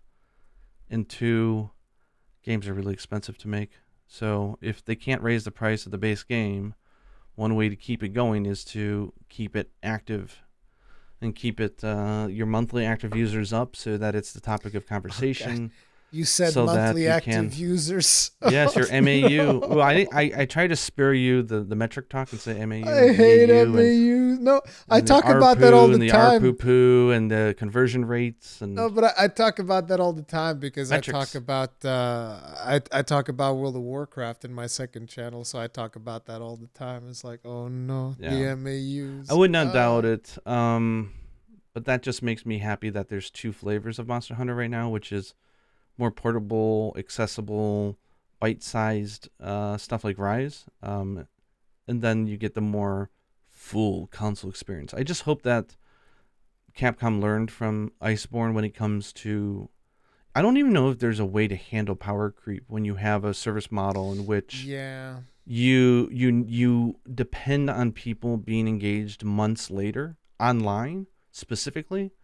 I don't know if there's a way to avoid power creep because I've been seeing it's a damned if you do, damned if you don't type of situation, right? Like I see like they do something, it's like what's the point? Oh wow, I got to play on Saturday, now I'm done. But then you get like the really grindy stuff and then people are like, well now if I don't do this, I'm at a disadvantage for the next content. And it's like yeah. I don't know if there really is a way out of it. And I think There's free to play games can get away with it because they're saying, look, you're not paying us, so we need to keep you active because a certain percentage of you will spend money. And that's how we make the game. Otherwise, guess what? The game's over. we shut down because we can't afford it.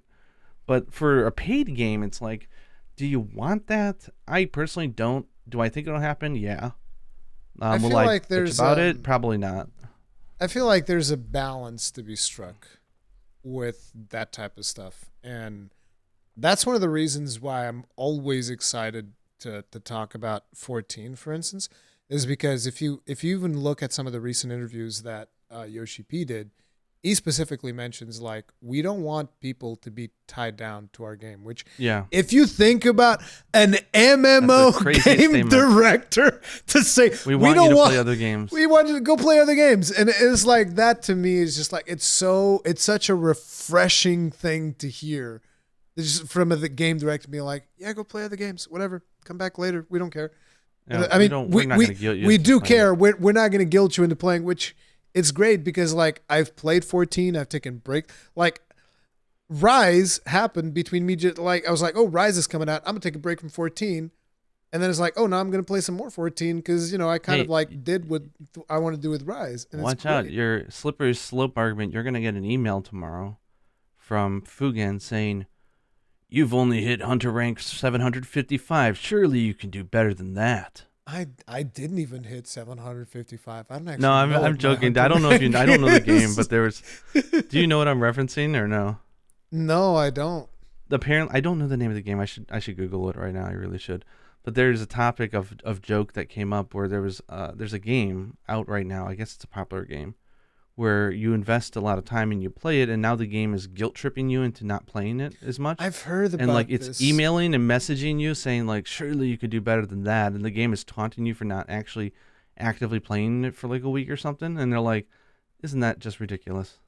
I've heard about this, but I forget what Even game Digital it was. Foundry was talking about it on their podcast. Wasn't it like Destiny 2? I'm not sure. But No, I this have is very, very recent. Yeah, but Destiny 2 is coming out with an expansion. But yeah, I have heard about a game doing that, but I forget which game it was. And god damn it, I know that it must have been something that it wasn't yeah. Oh, I wish I knew the name of the I mean, the 14 game, but sends you it's just a funny joke, right? 14 sends you an email when your subscription's about to expire, and the topic of the email is Eorzea needs you. You know, I've stopped donating to Wikipedia because of email harassment. They would harass I you was to a donate donator. some more. Well, the thing is, I was a donator to Wikipedia for years, and then, like, if you don't, then they just start sending you tons of like clickbait harassment, saying in all bolds and caps, saying, this is We a need critical you. moment, and we need Yeah. blah blah blah, and they will send it over and over and Jesus over Christ. and over again, and I'm like, you know what? You just harassed me away from supporting you. I'm now pissed off at you, and so I stopped supporting it because I'm like, you don't harass people saying this is the last straw. If we don't have your support, we're screwed. And don't harass me about it. Like, give me one You're guilting email and I'll be like, people. okay. You're Yeah, guilting and I'm people like, that's into it at that point. Yeah. whatever. I was upset. The, there are some streamers that do that stuff. Like they'll try to guilt their audience into subscribing. It's so weird. But we're already at 2 hours, so if there's community questions from last time that were left over, we should probably get into. We've talked about so many deep topics today. I don't About even have anything here. Social interactions and mental health and gatekeeping and what is the meaning of life. I didn't really set up for any of those, to be honest. And we didn't even talk about soul sacrifice, which is good because people are probably sick as hell of me talking about it. Oh man. We didn't talk about. Did you see Heijay completed his Rise pledge? He beat Fatalis solo. You mean World Pledge? Or Iceborne. Iceborne Pledge. Yeah, I saw it because it was really interesting because we recorded the Dark Souls video. I think it was like one day before he beat Fatalis. Nice. And so that video was outdated the second it came out. I'm like, God damn it, AJ. Stop it. You're as bad as Capcom. Yeah, so congrats to him if he's listening. Yeah, congrats, AJ. Good stuff. It's always nice seeing somebody fall in love with the franchise very much in the same way that we did. Yeah. I can't wait for more news. Yeah, for more news for Sunbreak to come out. It's going to be so we're anxious about it. It's like, I want it. But we it's a while away. We still have Elden Ring before that. Yes. Can't wait to check it out on the network test. If we end up getting selected or whatever. I was gonna say, when did they? When was it? Like November 11th? I think it's like or something. 11th or 12th. Okay, so it's not yet. So no. It's still a little bit ways off. But yeah, I need to log in because I keep forgetting that I need to check that. You need to check to see if you've been selected. Come on. It's next Monday, the 8th. The 8th? They will let us know. I thought it was like in Japan. It's the 8th. Oh, you guys get to play earlier. That's when they announce who's in and who's out. Oh, they announce the people they get to play. Okay. Yeah, we get to play. Where is it? They announce it on the 8th, and then it should be like around the 11th. On the 12th, 13th, 14th, and 15th, and there's very specific times. It's like 3 hours at a time. Yeah, that's usually the way that they do it because they want to stress the servers. Here's a weird question because I didn't look at the Japanese website yet, but someone posted an image of them saying that, this is a network text, so please do not record your footage, do not take screenshots, do not talk about it or something. And someone put like that. There's no way that's going to be. That had to be fake. Dude, there's no. Imagine trying to enforce an NDA with a public test. This is like good luck with that.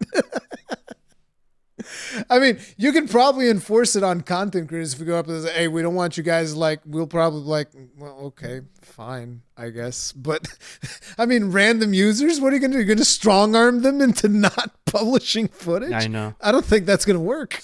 Oh, that's interesting. I didn't realize that it's 7 gigabytes is the download. That's not big at all. That's nice. Yeah, they're usually pretty slim. They're usually pretty small. It's just a taste. It's usually like one level or something like that.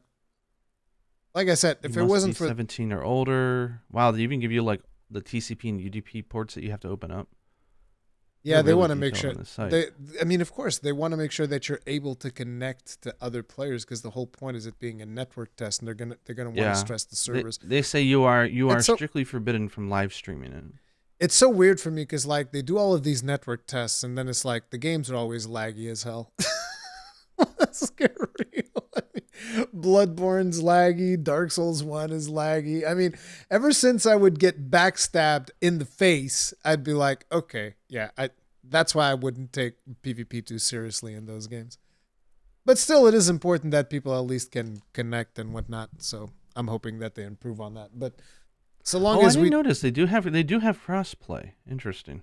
Crossplay between PlayStation 5 and PlayStation 4. Yeah, PlayStation 4 and 5, and then Xbox One and Series. I would not consider that crossplay. I mean, if you go like that, it's like, oh, we have crossplay. Yeah, Monster Hunter World. Platforms like Monster Hunter World, that's crossplay too. You can play PlayStation 5 and PlayStation 4, and it's fine. Yeah, it's true. But yeah. I, But I'm I'm hoping more games start having crossplay. It's gonna suck that the Sunbreak does not have like cross save or crossplay. That would have been cool. People to be able to like actually, what's your import. thoughts on that? The whole, as I know, they asked for, they had a questionnaire in which they Yeah, yeah, asked yeah. They people had a like, what are the form. things that you're most interested in, and one of the questions on there was, hey, is cross save and cross play really important to you? To Because me, I it don't is think they've ever had a extremely way. important. As a matter of fact, like I've mentioned this in a recent video because I was talking about again, I was talking about gaming community because of the fact that some people were upset over the fact that God of War is getting ported to the PC. Why? Oh, good God. I was like, come on, guys. And it's like, I didn't even meme on it. I was like, I understand why, but I think it is misguided. And let me explain to you why I think it's misguided. But, anyways, that's a completely different topic. But basically, to me, I remember when I was younger thinking about, dude, wouldn't it be amazing if I could like buy a game and have like all of the platform versions where that game exists in? It's like, oh, what a utopia that would be, and have cross progression, cross save, and all. And you're gonna be like, yeah, of course, that's never gonna happen. Dauntless does that. Do you Yeah. know that? I can play Dauntless on my Switch with the same account that I use on my PlayStation 5 with the same account that I use on my PC. And it's a free to play game. I think I don't know if Yep. Fortnite does it to that extent, but Dauntless even has crossplay across all of these platforms as well. You can play with the Switch with someone that's playing on a PC with someone that's playing on an Xbox. And it was funny because I remember testing this with a friend of mine. We were testing it for PlayStation playing with Xbox, and they would just put like a computer icon in there, like you're playing on PC. It's like, no, this is an Xbox. What do you mean? Why can't you put the Xbox logo in there? Come on. But yeah, that is something that to me is very important. Cross play, cross progression, cross platform. Yeah. Like I mean, they're using their. I would assume they're using their own servers at that point, right? They're probably paying out to get their own servers for that game. They're not using what first party ones. you mean for Dauntless. Dauntless? Yeah, of course. Yeah. They're using their own servers. But it's like the the thing is to give you an idea. I play Final Fantasy 14 in the office on PC, but then I go home and I play it on PlayStation 5 because I don't have like a beefy computer at home. My beefy computer Yeah. is at the office, and so in order to do that, I basically uh, you have to own Final Fantasy 14 on both platforms. You only pay the monthly fee once, but you need to own the game in Uh, both you platforms. gotta own the game. Yeah. Uh, So it's like, yeah, I think it'd be cool if there was cross save and cross progression. I think it'd be amazing if people on PC could play with people on Switch. And I think it'd be really cool. There's always the downside of like, yeah, there's going to be cheaters and exploiters and all this stuff. But there's also going to be someone, you have those people like, no, I only play on PC. I only play on PC. And you'd be able to play with your friend that only plays on PC. It's like, I think that'd be awesome. yeah. We're dreamers. Yeah. We'd like to have crossplay. But anyways, it's getting late and I'm like damn near Yep. falling asleep already. Thank you all very much for watching another episode of Third Fleet Podcast. We dove into some really, really deep issues today, talking about social media and all of this crazy stuff. But yeah, we're gonna be calling it here, guys. Thank you all very much for watching. If you enjoyed it, hit up with the like button. If you did not enjoy it, this like button feedback is important. See you guys in the next one. Stay strong. Stay safe. And happy Easter gathering.